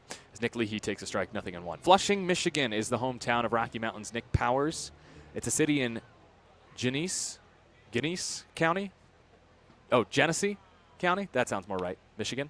Tap towards short. Chance for 2. Glove flip for 1. Throw to first in time. That's a nice play by Dooley. It's a 6-4-3 double play. Might not have as much time as I thought to talk about Flushing, Michigan, the hometown of Nick Powers. It's a suburb of Flint, Michigan, located along the Flint River, an hour 15 northwest of Detroit, 50 minutes northeast of Lansing. And it makes sense that Powers grew up a Michigan State fan. He would later pitch for the Spartans. Powers spent 4 years there, 2021 all-freshman team in the Big Ten. As he locates a strike on Buford, 0-1. Flushing, named after Flushing, Long Island of New York. Pitch inside to Buford, 1-1. In 1835, Charles Seymour Sr. from New York State, from Flushing, came to Flushing after purchasing land there, and 1-1 is next to Buford. Inside, ball 2. And he decided to name the town after his hometown of Flushing, Long Island. Population of 8,224 as of 2024. Buford takes low, 3-1. Notable people, I found this. Sean Cronin, a retired American professional ice hockey defenseman, was born in Flushing. Played for the Capitals of Washington, the Winnipeg Jets. Buford bounces it to third. The throw from Toughlin is in time for out number 3. Powers pitches his his second straight 1-2-3 inning, I guess, even though he gave up a hit, a double play. Helped make sure that it was another clean inning for Powers. As we go to the bottom of the 6th, it is Rocky Mountain 10, Oakland nothing on 860 AM The Answer.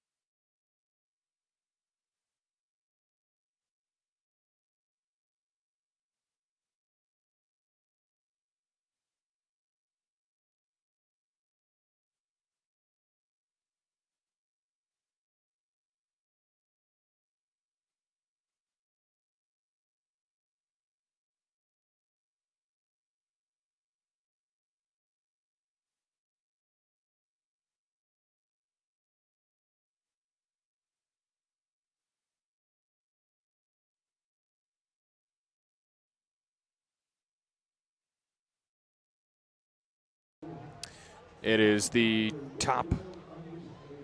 bottom of the 6th inning. The Ballers trail 10-0. Dylan Matsuoka still on the hill. And yeah, that's it. Ballers, it feels weird because they've won 12 in a row, but they are losing 10-0. It is also time to look at scores from around the Pioneer League. Good. I'd rather see other scores than this one. Matsuoka will face Laura Gonzalez, Dooley, and Chenard here in the bottom of the 6th. Missoula leads Colorado Springs 9-3 in the bottom of the 5th. That game's being played in Missoula. Teams have the option as the first pitch for Matsuoka is inside 1-0. Teams have the option to either go to Colorado Springs and play there, or they can choose to host the Sky Sox. 1-0 is outside. It's 2-0. Ballers again trailing 10-0 here. We'll get into some more scores from around the league.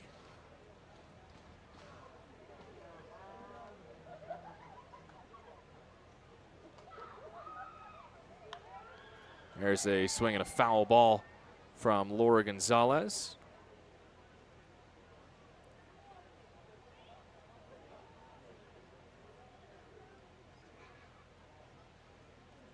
It's 2-1, nobody out. It's a 10-0 Ballers deficit.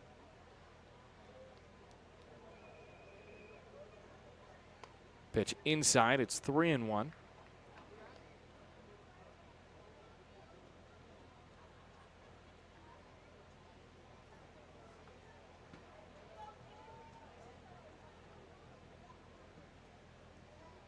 Three-one toss is grounded through the left side, base hit. Laura Gonzalez with his first hit of the game. He was 0 for 3 previously. Again, looking at scores from around the Pioneer League, there's a lot of games that aren't close and then a couple that are close. Ogden leads Grand Junction 8-0 in Grand Junction, bottom of the 5th. Missoula also blowing out Colorado Springs. Ballers being blown out. That's a rare occurrence. Here's Ty Dooley, who takes high for a ball, 1-0. But then there are some close games as Glacier leads Billings, top of the 6th. It's 5-3 in Billings. Bottom of the 3rd, high-scoring game in Idaho Falls. 1-0 pitch is grounded to the right side. That's through. Back-to-back singles for Laura Gonzalez and Dooley to start this bottom of the 6th inning.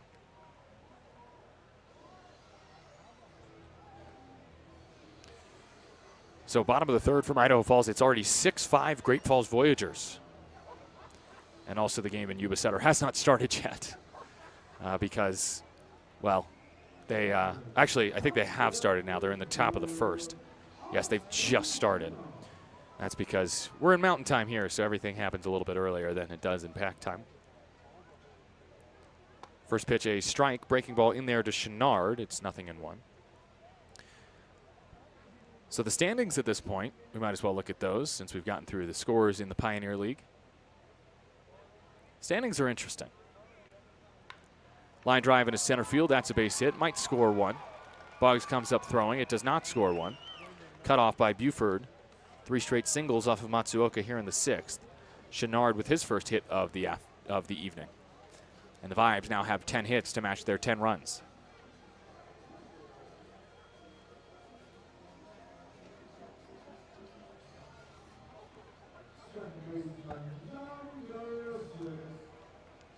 That brings up Tristan Garcia with the bases loaded. Again, I said I wanted to look at rankings or standings in the Pioneer League. The bases loaded here, nobody out. 10-0 Vibes, bottom of the 6th. First pitch is a strike, 0-1. So basically, the Ballers and Paddleheads were the first half winners. The Ballers were the champs. Paddleheads came in second. In the second half, it's still the Ballers and the Paddleheads in first and second. 0-1 pitch to Garcia is low, 1-1. Now, Ogden, Idaho Falls, they're hot on the heels of Missoula. They're still in the race to grab a second half playoff spot. But if it is Oakland and Missoula, that changes things. 1-1 cut on and missed, 1-2. If it is Oakland and Missoula to win the second half, then it'll go by overall record, which right now, Idaho Falls and Ogden are in those places, 3rd and 4th, with Boise just a half game back in 5th. Yuba Sutter in 6th. 1-2 pitch to Garcia, and Matsuoka gets a ground ball to second. Harris, shovel to second for 1, Copstow to first in time. 4-6-3, double play for Garcia. And he is out, so is Chenard. Laura Gonzalez does score, but that's a great job by Matsuoka to get that.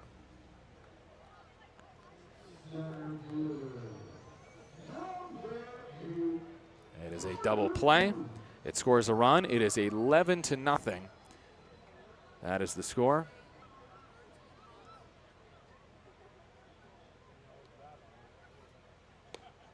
And the pitch outside from Matsuoka. It's 1-0.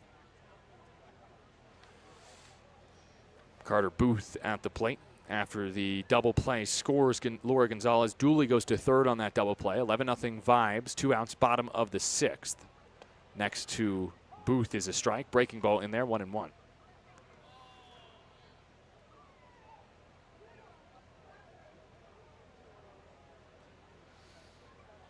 Matsuoka, after giving up 3 straight singles in this inning. Ooh, just hit Booth. That one near the head. Athletic trainer is going to come out and check on Carter Booth. So is manager Les Lancaster. That one really got him. He's not going down to first yet. Athletic trainer just wants to check up and make sure he's okay. It looks like it got him on that front left shoulder, which is better than getting drilled in the head. So that is good to see.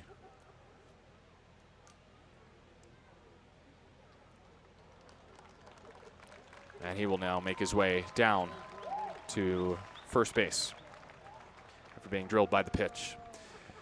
Runners at first and third for the Vibes here in the bottom of the sixth. They lead the Ballers 11-0. There are 2 outs. Kellum Clark is next.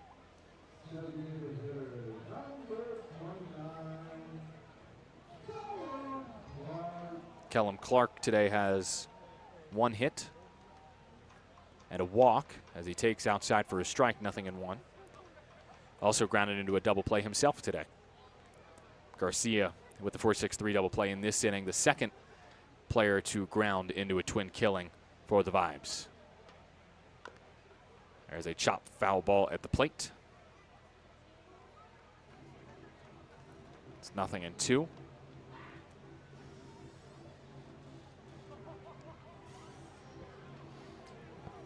Clark has driven in 47 this season in just 39 games for Rocky Mountain. Limited playing time, but he's been very effective. 0-2 from Matsuoka is in the dirt, leaks through the legs of Tatum. Man, Dylan's had a rough time behind the plate tonight. Part of it is the pitching for sure, but it feels like something's a little bit off with Dylan. I hope he is okay. He was being checked on earlier for an injury.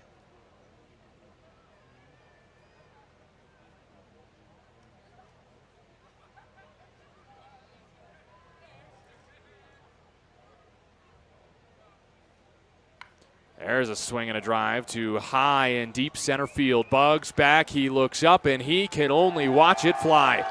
It's the first homer of the series. The crowd is the loudest it's ever been. That is the 9th homer for Kellum Clark, a 3-run bomb. The Ballers were going for their 13th win in a row, and now the Vibes have put up 14 runs with that 3-run homer by Kellum Clark.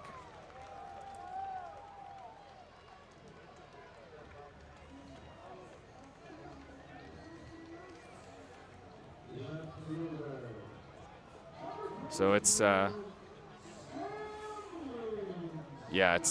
looking good for the Ballers in this game. This might go down as one of their worst losses of the season.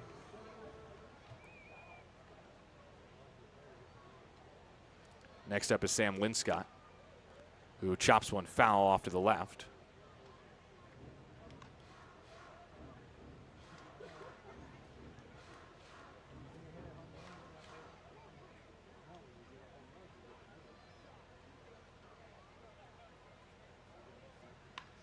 There's a ground ball to second, and Harris boots it.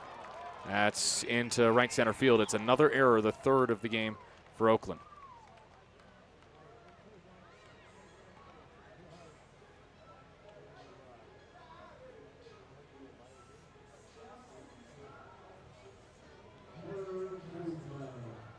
(14-0) Vibes here in the 6th.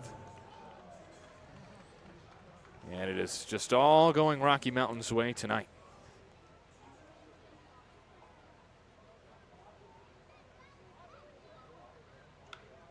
There's a ground ball to first, snared by Buford. He's been one of Oakland's best defenders tonight. And he makes the put away for out number 3. And when it's all said and done, the Vibes get 4 more runs in the inning. They get a 3-run bomb by Kellum Clark to deep right center field. One of 4 hits in the frame, also an error committed by Oakland, and 1 left on. It is 14-0. The Vibes lead by 2 touchdowns over Oakland as we go to the 7th on 860 AM The Answer.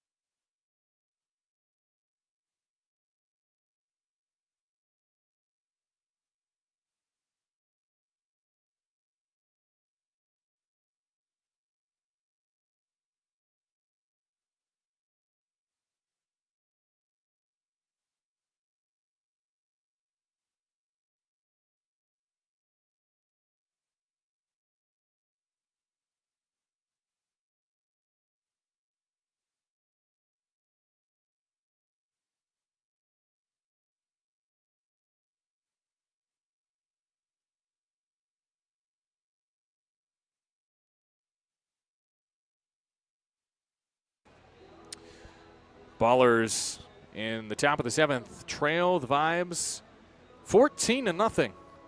This is quite the turn of the page for Oakland's recent run of form. Here's Daniel Harris the fourth. First pitch swing, fouls it back. 0-1. Nick Powers, by the way, has been dealing. He's allowed just 3 hits over 6 shutout innings. That's not easy to do against Oakland.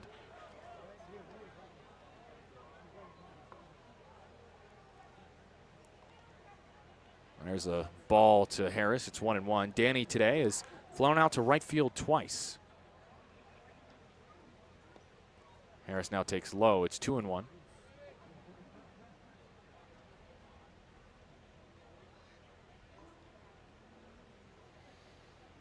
Leading off here in the top of the 7th. Harris fouls it off. It's 2-2. Just been a tough day at the office for the Ballers.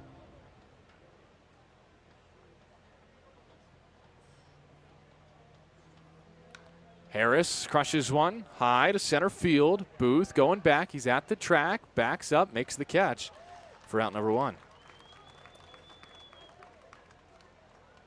Harris gave it a ride, but did not quite do enough there.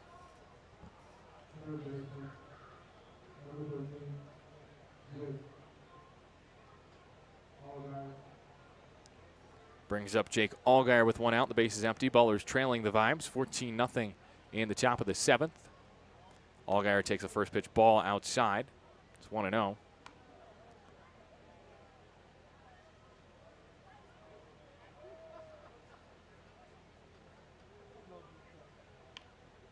Ground ball towards third, foul by Allgaier.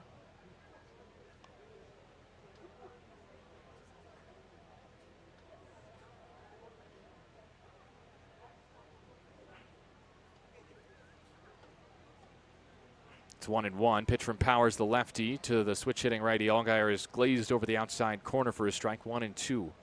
Only 3 strikeouts for Powers. He's just gotten a lot of weak contact. That's been his method to his madness. Pitch low to Allgaier. It's 2-2. Powers, who has a 5.24 ERA this year, one of the best pitchers on this Vibes staff, had entering this game a 7.15 ERA against the Ballers. That will shrink by a ton in this game as Allgaier bounces it down the line fair, down the third baseline into the corner. Allgaier has extra bases. It's picked up by Linscott. Allgaier jogs into second with a 1-out double. The first extra base hit of the game for Oakland comes in the 7th. It came in the 5th last night. They have not been a very good extra base hit grabbing team.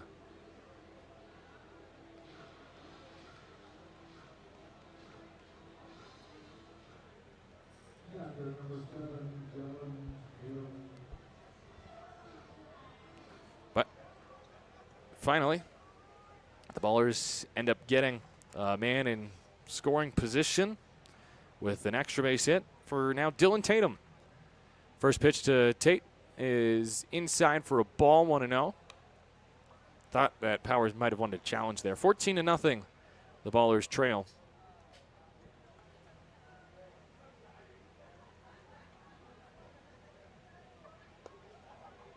There's the ball. It's 2-0 to Tatum.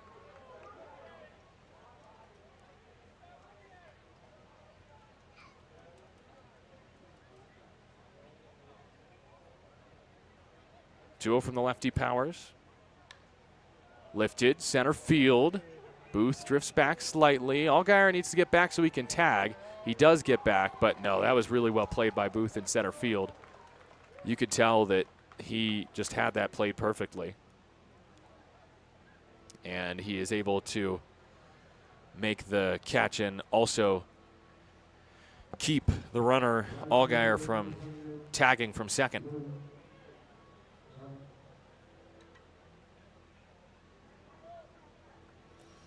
So Allgaier stuck there at second. Here is Lou Helmick, who's 0 for 2 today with a couple flyouts. And a grounds one foul of first. It's 0-1.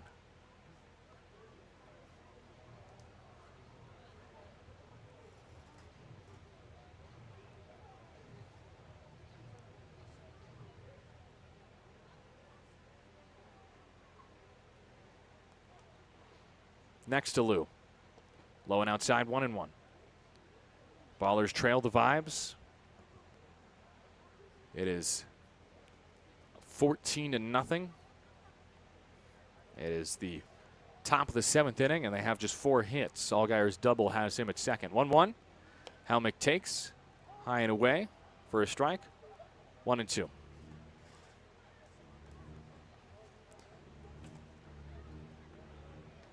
Ballers at 20-5 in the second half. Have only lost 5 games this entire half. 1-2 pitch to Helmick. Fouled back, 1-2. It's crazy to think that with this probable loss tonight, there's still going to be 14 games above 500 in the second half and 40 games above 500 overall. Missoula, their only rival for the #1 seed in the Pioneer League this season. Missoula's going to have to stay hot, and Oakland's going to have to cool off dramatically for that to switch. Another 1-2 to Helmick. He takes high and away. It's 2-2. And this is just what Powers does. He just works deep into ball games. All but one start this year, he's gone at least 5 innings. Pitch low to Helmick. It's 3-2.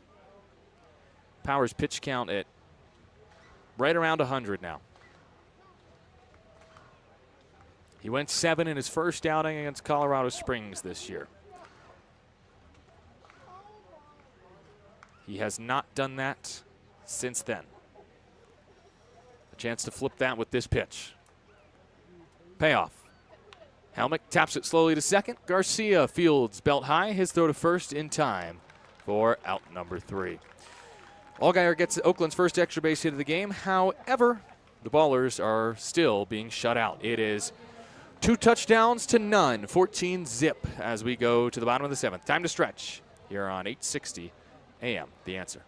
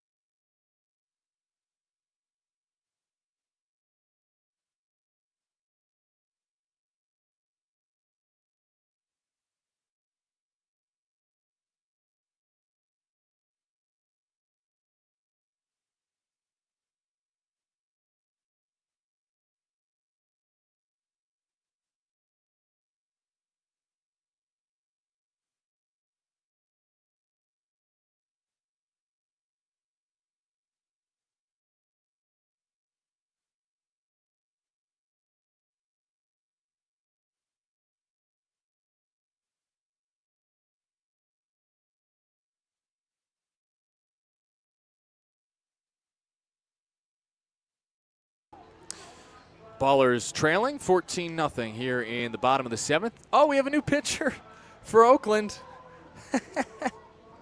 Oh, man, here we go. It is Davis Druick making his first career pitching appearance. This is great. Oh, I can't wait for this. Davis Druick on for Oakland. And let's just see how this goes. Oh, this should be fun.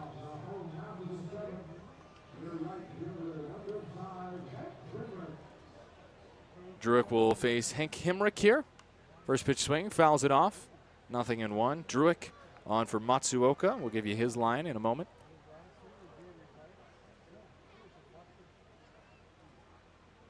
Next from Druick, lobs it in, fouled back, 0-2. Ballers very early going to a position player pitching. Matsuoka inning in a third, 4 hits, 4 runs, all earned. No walks or strikeouts. Davis Druick, who was supposed to get the day off today, now has to pitch.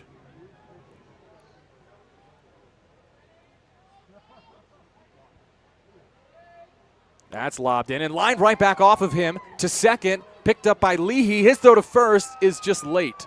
And thankfully, Druick's okay. So Harris is out of the game. Leahy's at second. Any other changes for Oakland?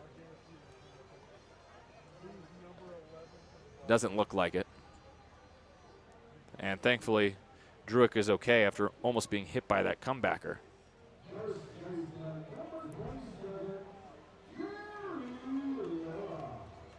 Brings up Gary Laura Gonzalez, who singled his last time up. Takes outside for a ball. It's 1-0.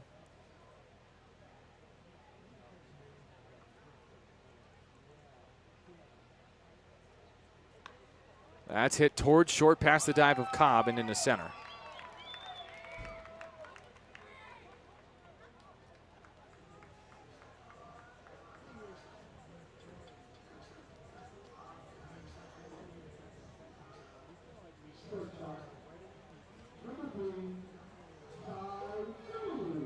Brings up Ty Dooley. So Davis Druick, not a great start to his professional pitching career as Dooley takes a strike, 0-1. 14-0, the Ballers trail the Vibes. Yes, Ballers trail the Vibes in the bottom of the 7th. That's fouled away.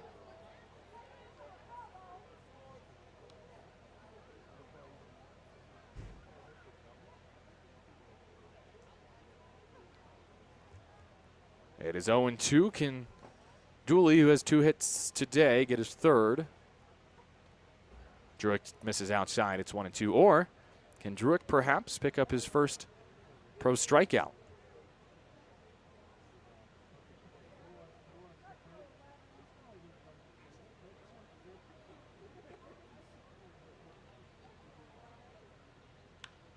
There's a ball flown into left center field. That's a base hit.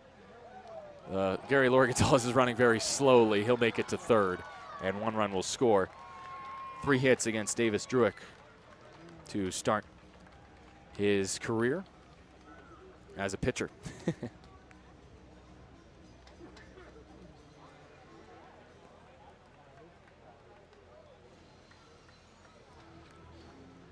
So 2 in scoring position after that RBI double by Ty Dooley.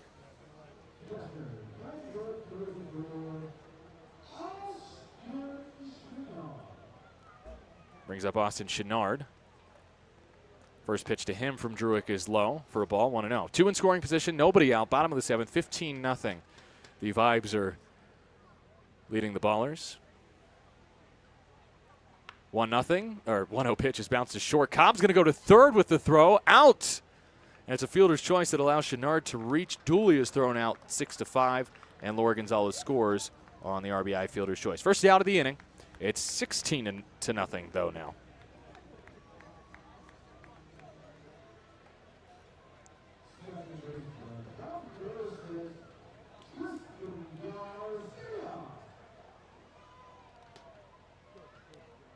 So this brings up Tristan Garcia.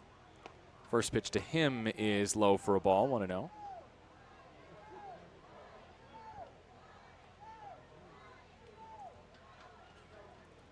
1-0 pitch from Druick, lobbed in. It's flown to center field. Bugs heading back towards the track. Makes the catch over the shoulder. Nice job by Bugs to help out his pitcher, Druick, who sometimes plays center field himself. That is great to see. So 2 outs now here in the bottom of the 7th. Still 16-0 Vibes over the Ballers. Brings up Carter Booth. Oh, by the way, it is more than an 8-run lead for the Vibes. You know what that means. Get your questions ready for the Magic 8 Ball in the 8th inning.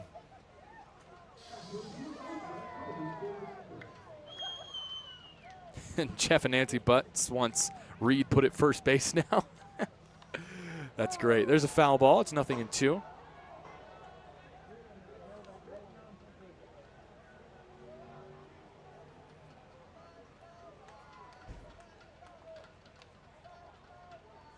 The 0-2 pitch from Druick is served into center field. Right center. Bugs is there. Makes the catch for out number 3. Only 2 runs allowed by Davis Druick in his professional pitching debut Only question is, who will get the 8th? 16-0 Vibes. 2 touchdowns, 2 extra points. We go to the 8th.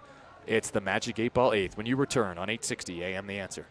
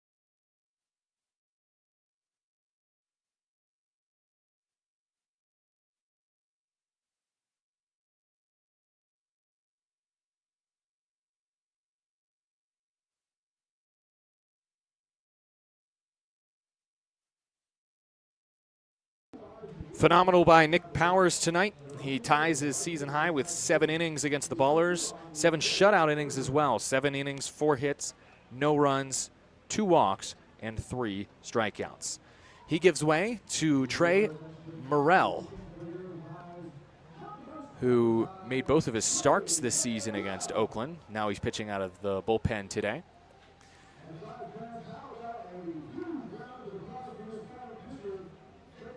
Trey Morrell is making his 33rd appearance of the year. That would be tied for most on the Ballers. He has a 7.71 ERA, 5-3 record, 35 innings. He has 5 saves, 43 hits allowed, 28 walks, 39 Ks.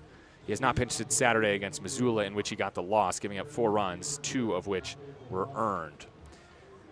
Morrell, a righty, 2022 Pioneer League champ with Grand Junction, is on to face Michael O'Hara, the 8th hitter for the Ballers. It's a 16-0 Vibes lead. And O'Hara strokes the first pitch he sees into center field for a base hit. Nice to see from Mike. And with that single, it is time for the Magic 8-Ball 8th inning. So get your questions in, because the Magic 8-Ball will tell all.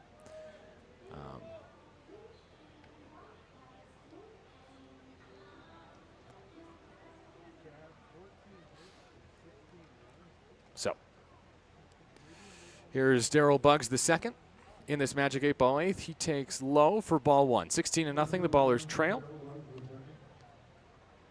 And all right, let's get that Magic 8-Ball out. Thank you, Jeff and Nancy Butts, for your Magic 8-Ball, the best wedding present ever. I have it with me. It's a little hard to see right now because it's dark in this press box, but I'm going to start giving it a shake. Here, I'm going to tap it against the microphone real quick as Buggs takes a strike, just to prove I have it. But, of course, if you saw my Twitter post before the game, you saw that I actually did have it, and I still have it in the box. I'm so nervous to take it out of the box. 1-1. In that nice vintage packaging. It's a strike on Bug. It's 1-2. Here we go. Let's go through it. My friend Russ, that's from Joe Horton, asks, will the Ballers come back and win this game? Come on. I'm having trouble seeing it right now. Yes, says the Magic 8-Ball. Pitches inside. Just a simple yes. It's 2-2 on Buggs. Will Scrappy finally get his chance to pitch in the 8th inning, asks Jeremy. Also yes. Just, again, straight yes. Then I have Justin Collins asking the Magic 8-Ball a question. After this 2-2 pitch to Buggs, it's bounced to second, bobbled, throw to first. Still in time, I guess. Aaron Miles quickly out of his spot. Buggs was safe. And Aaron Miles will ask about that. It is decidedly so that Justin should go to the YOLO game, well, Yuba Sutter game now on August 30th. Justin, if you come to the High Wheelers game on August 30th, you too could be on the broadcast. Buggs is called out, but Aaron Miles lets Zach Dart hear it. O'Hara moves to second on that ground out. 4-3. Chad asking, Magic 8 Ball, does Scrappy miss the team when they're on the road? That's a great question. Outlook not so good. There's a strike to Tremaine Cobb Jr. So Scrappy's enjoying his time away from the Ballers, apparently, according to Chad. Where would Scrappy be right now? 0-1 is low, 1-1. I bet Scrappy is just in the Ramonte Park, just bathrooms with the porta potties, just kind of hanging out there, hanging out with some of his other possum buddies. 1-1. Cobb takes a strike, 1-2. Paul asking or stating that I doubt Davis even warmed up in the pen. Did Davis Druick warm up, Magic 8 Ball? You may rely on it. Cobb bounces it foul, still 1-2. Ballers trailing 16-0 here in the top of the 8th inning. It's the Magic 8 Ball 8th. All right, now time for me to ask some questions, right? Tremaine Cobb Jr. Okay, I have a wedding question. Getting married in 2 months as Cobb strikes out. No, he foul tipped it, still 1-2. Should I walk down the aisle, or whatever, should I enter the wedding arena, enter the venue to the song Sexy Back by Justin Timberlake? 1-2 is outside, 2-2. You may rely on it. All right, sounds good. I actually have a song picked out for that already, and it will not be Sexy Back, unfortunately. Cobb is 1 for 3 tonight, has one of the Ballers' 5 hits. 2-2 pitch from Morrell, skips in, 3-2. Oh! Yay, Jackson Holiday with a walk-off double for my Baltimore Orioles. First walk-off win for the O's since last September, according to my brother Hudson. What up, Hud? Not that he's tuned in right now to a 16-0 game in the top of the 8th. 1 out, runner at second is O'Hara. The 3-2 pitch, Cobb fights it off, spoiled it. Jeremy has a guess. Scrappy was in the equipment bags and is currently warming up in the pen. Yeah, that's right, Scrappy stowed away.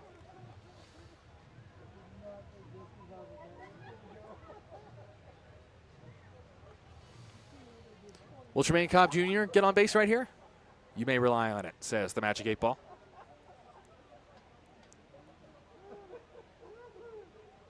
The payoff? Cobb bounces it slowly towards Aaron Miles in the third base coach's box. Outside. That's still 3-2. Should Cam Buford, who had his chain pop off during the game, start wearing one of those almost like camo print chains that Little Leaguers wear that has a little clasp as Cobb strikes out? No, he foul tips it again. Should Buford go with that? I don't know what it's called, but it was supposed to like give you power. Come on, Magic 8 Ball, what do you say? Give it a good shake. It is decidedly so. All right, Buford's going to start rocking a new kind of chain, that Little Leaguer swag. Cobb taps one foul. Good question by Dan Silver. Wait, there's Magic 8 Ball when the Bees are losing by 8? Yeah, that's right. We don't discriminate. If any team is up or down by 8 runs in the 8th inning, Magic 8 Ball comes out.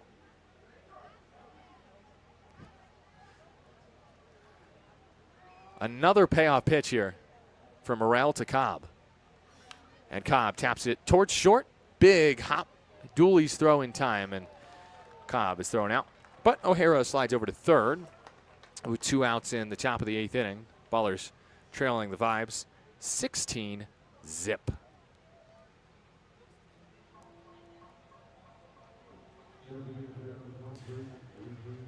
All right, now's my time to be transparent. It is 16-0.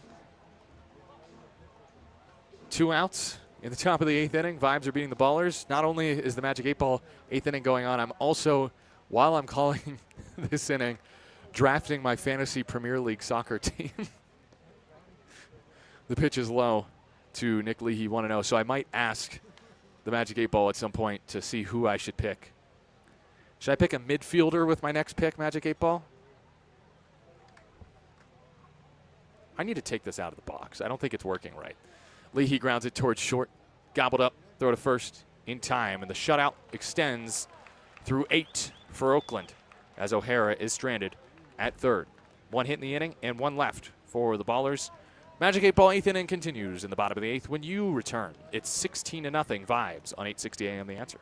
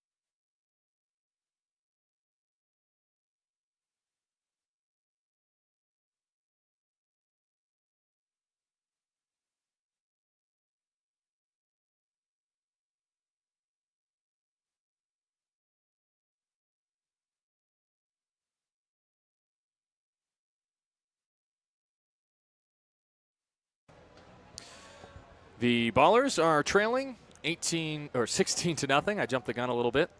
Thank you for tuning in on 860 AM The Answer and on YouTube.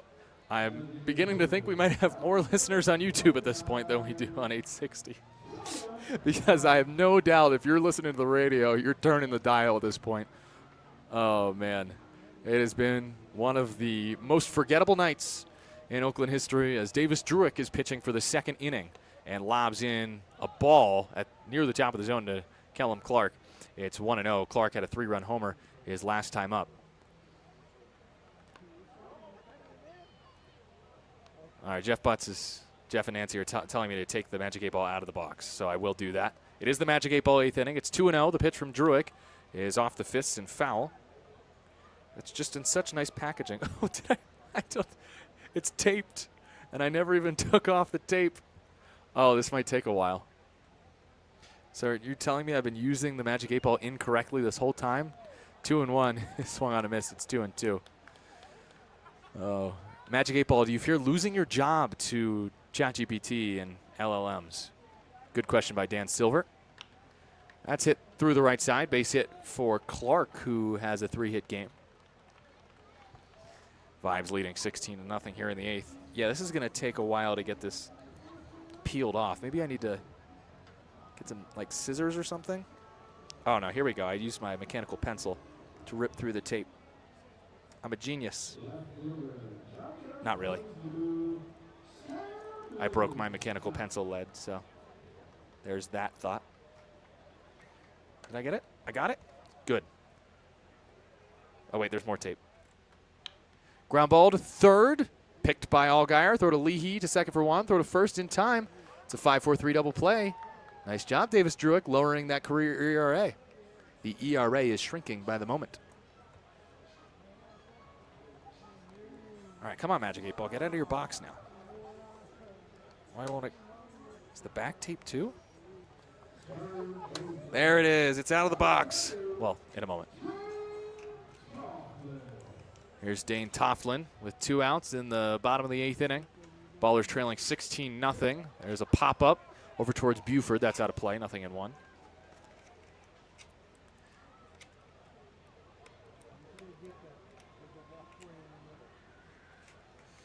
Derek Sanchez asking, what happened? Well, 0-1 pitch from Druick. Explains it all. There's a strike, 0-2, bottom of the zone. I can't get the Magic 8 Ball out of the plastic packaging, though. That's my problem. Oh, because it's taped. That bounces in, 1-2. Come on, we're losing time here on the Magic 8 Ball 8th. Can I get one? Yes, it's out of the packaging. One more question for the Magic 8 Ball. Should I change my name from Nevada to Oakland? As I see it, yes, says the Magic 8 Ball. That's low and inside 2-2. That's a joke from when I was first hired by the Ballers, and everyone went on Twitter saying that I need to change my name for obvious reasons from Nevada to something like Oakland. There's a little blooper in the right field. Lou Helmick coming on, makes the catch for out number 3. And as soon as I get the Magic 8 Ball out of its packaging, the 8th inning ends. And we go to the top of the 9th. The Vibes are 3 outs away from shutting out Oakland. And as they're taking out all 12 losses against the Ballers, they're taking out that frustration and putting it all into this one game. 16-0 Ballers trail heading to the 9th on 8:60 a.m. The Answer.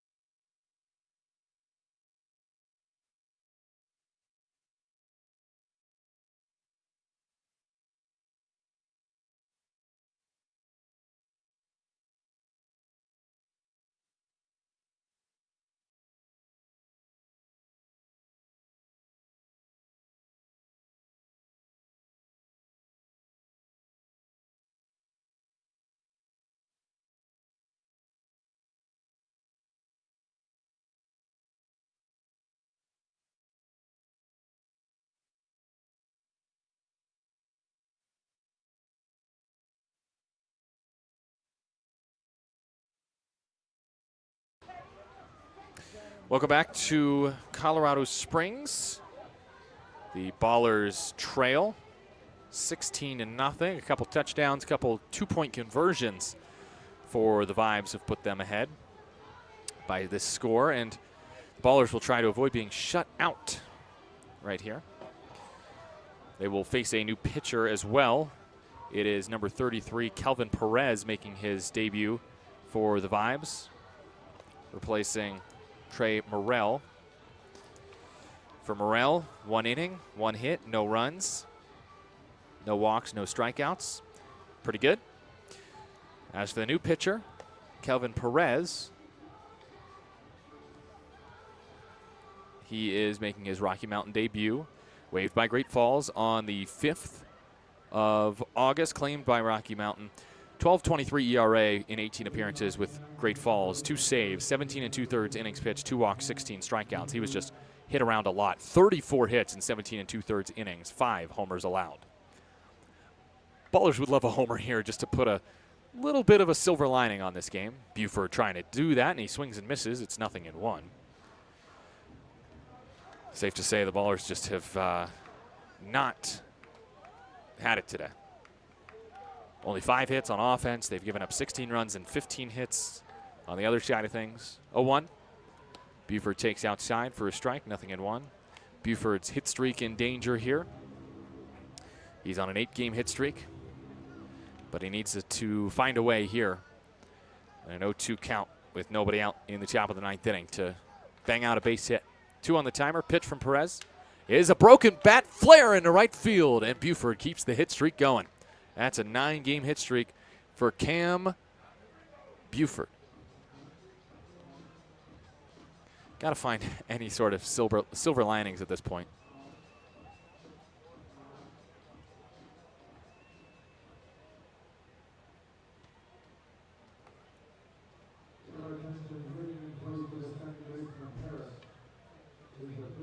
There's Davis Druick, the pitcher, hitting for Danny Harris. That's fun.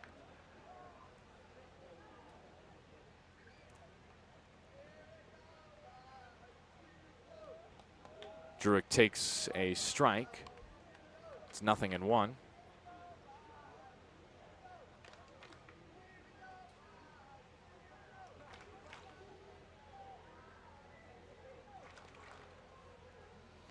A 1 pitch to Druick is fouled away. Druick getting the day off until he was asked to pitch from the 7th to the 8th inning. He ended up doing pretty well. And now Druick, who was 1 for 3 yesterday, has a chance to grab maybe another hit. Leads the team in walks with 45, hitting .299 this year. Druick takes the 0-2 pitch just off the plate outside for a ball. I would have called that a strike, honestly, at this point. But Druick will take it.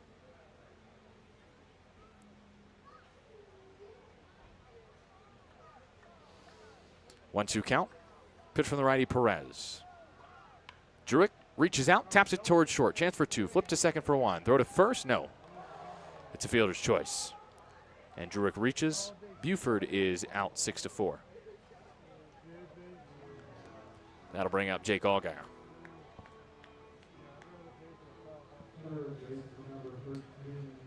So it's 16-0 in the top of the ninth. Big shout out to those of you still listening. Oh, man. It is a rough one for the Ballers tonight. Their 12-game win streak will come to an end, but what a run it was. Their second 12-game win streak of the year. Jake Allgaier at the dish. Takes low, 1-0. Vibes, on the other hand, they need wins if they want to make a late-season playoff push, and it's got to start in this series. If they don't at least win 3 games in this series, their playoff odds shrink to basically nothing. 1-0 to Allgaier is tapped slowly, left side. Throw to second is in time. No throw to first. It's another fielder's choice. This time 5-4. And now the last hope is Dylan Tatum.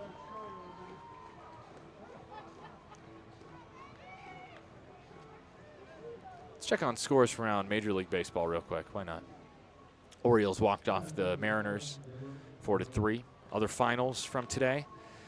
Astros beat the Red Sox 4-1. Cubs beat the Blue Jays 4-1 as well, but that was on the road. Marlins are hot, I guess. Maybe not. But they won today against the Guardians as Tatum takes high for ball 1. 13-4 win for the Fish. The Reds blanked the Phillies 8-0. My condolences, Mike the Hot Dog Mayor. 11-1 win for the Padres over the Giants. Oof. Giants not playing good baseball. Padres, well, they're really pushing for the NL West title as Tatum swings and misses. The Dodgers are winning today. Padres are tied with the Dodgers atop the NL West right now. Diamondbacks beat the Rangers today in Arlington 6-4. Rockies beat the Cardinals 6-5 in St. Louis. And the Brew Crew stays hot. They beat the Pirates 12-5. Tatum with a rope into left center field. That's a base hit. Allgaier goes to second. And Tatum with a base knock extends this ball game 1 batter longer. 2 on, 2 outs in the top of the 9th inning. 16-0 Oakland Trails trying to avoid being shut out. Tigers blanked the White Sox today 1-0. Nats beat the Royals 8-7. The A's are losing to the Rays 6-0. Dodgers on top of the Angels 5-2. 9-6 Braves over the Mets and 4-1 Twins over the Yankees. Well, a shutout is rare for Oakland, but that is what they're risking right here. As Helmick hits one through the right side base hit. Got away Allgaier. Himrick comes up throwing, but his throw is not a good one, and that erases the shutout. Lou Helmick with the RBI knock, and Perez's debut features 3 hits for Oakland. Perez's, I should say, Rocky Mountain debut. Well, the Ballers do avoid the shutout, and that's, I think, just good for morale at this point. Get the bats going a little bit for tomorrow. Ballers have to sharpen things up offensively for tomorrow. And, well, they might have a little bit of help from me. You heard that right. Ballers are going to change things up tomorrow for the 3rd round of batting practice. I will be throwing batting practice for the 3rd round, and I will let you all know how that goes. Michael O'Hara takes low 1-0. 16-1 now Ballers trail after the Lou Helmick RBI knock. But I'm a pretty good self-proclaimed batting practice pitcher. I was basically a batting practice pitcher growing up playing baseball because I could only throw the ball down the middle. And so hopefully I can give the Ballers some more runs tomorrow as O'Hara hits one high in the sky to center field, and that is the game. Fly out to center. Game ends at 9 o'clock local time. That's plenty early. Just a shade under 2 and just a shade over 2.5 hours of game time as the Ballers fall by a score of 16-1. Short post game when you return on 860 AM The Answer.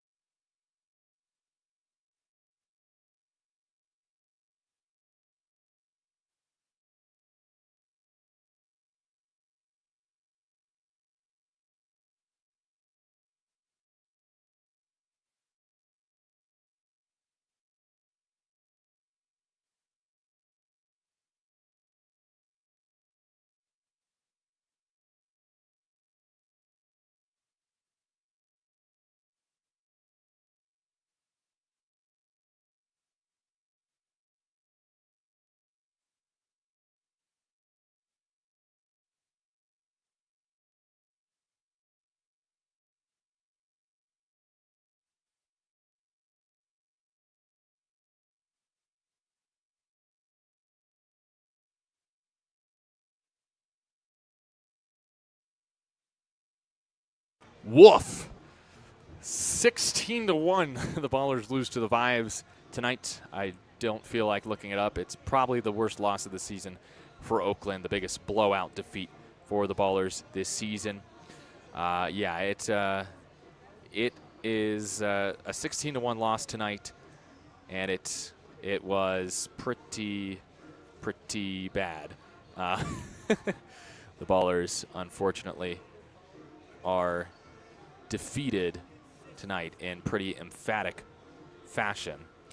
The Ballers lose 16-1, and as with that, it will be a pretty, we'll call it a short post-game show here on 860 AM. The Answer. Just had to put in a little pick right there for my Fantasy Premier League team. Okay, here we go. So I'm Nevada calling Chris Dorr back in our 860 AM The Answer studios. What happened tonight? Well, the line score really says it all. Rocky Mountain 16 runs on 15 hits, 1 error. Oakland 1 run on 8 hits, 3 errors. The offense, the pitching, the defense, it was all poor for Oakland tonight as their 12-game losing streak comes to an end at the hands of the Rocky Mountain Vibes. The only homer in the game was Kellum Clark, who had a 3-run bomb in the 6th. Rocky Mountain scored 4 in the 2nd, 1 in the 3rd, 2 in the 4th, 3 in the 5th, 4 in the 6th, 2 in the 7th, none in the 8th. The only innings they did not score were the 1st and the 8th innings in their 16-1 win over the Ballers. It is also Rocky Mountain's first regulation win against the Ballers this season. Their previous win was in the knockout round, and for the first time they win outside of the knockout round against the Ballers. And they do so because of good hitting and a good pitching performance by Nick Powers. 7 shutout innings for the Rocky Mountain lefty. He was dominant today, and the Ballers will be happy to not see him again this season because he likely will not go on Sunday. I will say there's a chance he could pitch, but he did throw 100 pitches, and usually you'd want to give him at least 4 days of rest in between starts. So Powers improves to 6-4. As for Dylan Delvecchio, he suffers his first pro loss after his first pro win on Thursday. He's now 1-1. Game started at 6:29, 5:29 back in the Bay, finished at 9 p.m., 8 p.m. pack time for a total time of 2 hours and 31 minutes on this Wednesday evening. On a warm day, temperatures were in the 90s to mid-80s here in Colorado Springs, probably around 70 degrees now, little mid-70s we'll put it in terms of the temperature at this point. As for the records for both teams, the Vibes improved to 13-13 in the second half, 35-38 overall. Ballers fall to 20-6 and 57-17 overall. They see their 12-game losing streak come to an end. That does it for today's broadcast here from Colorado Springs, Colorado. Our final score, the Vibes 16, the Ballers 1, a final in 9 innings. Big thanks to those who helped make the broadcast possible, including Ballers co-founders Paul Friedman and Brian Carmel, Ballers assistant general manager Tyler Peterson, Brennan Colthurst, and Chris Dorr back in our 860 AM The Answer studios. Also big thanks to you, the listener. We'll have more baseball coming up. Our coverage of Thursday's Game 3 of the 6-game series will start at 5:30 pack time on 860 AM The Answer and on YouTube. We hope that you can join us again. Our final score, Rocky Mountain 16, Oakland 1. This 12-game winning streak comes to an end. I'm Nevada Cullen saying so long, and thanks for listening to Oakland Baseball on 860 AM The Answer.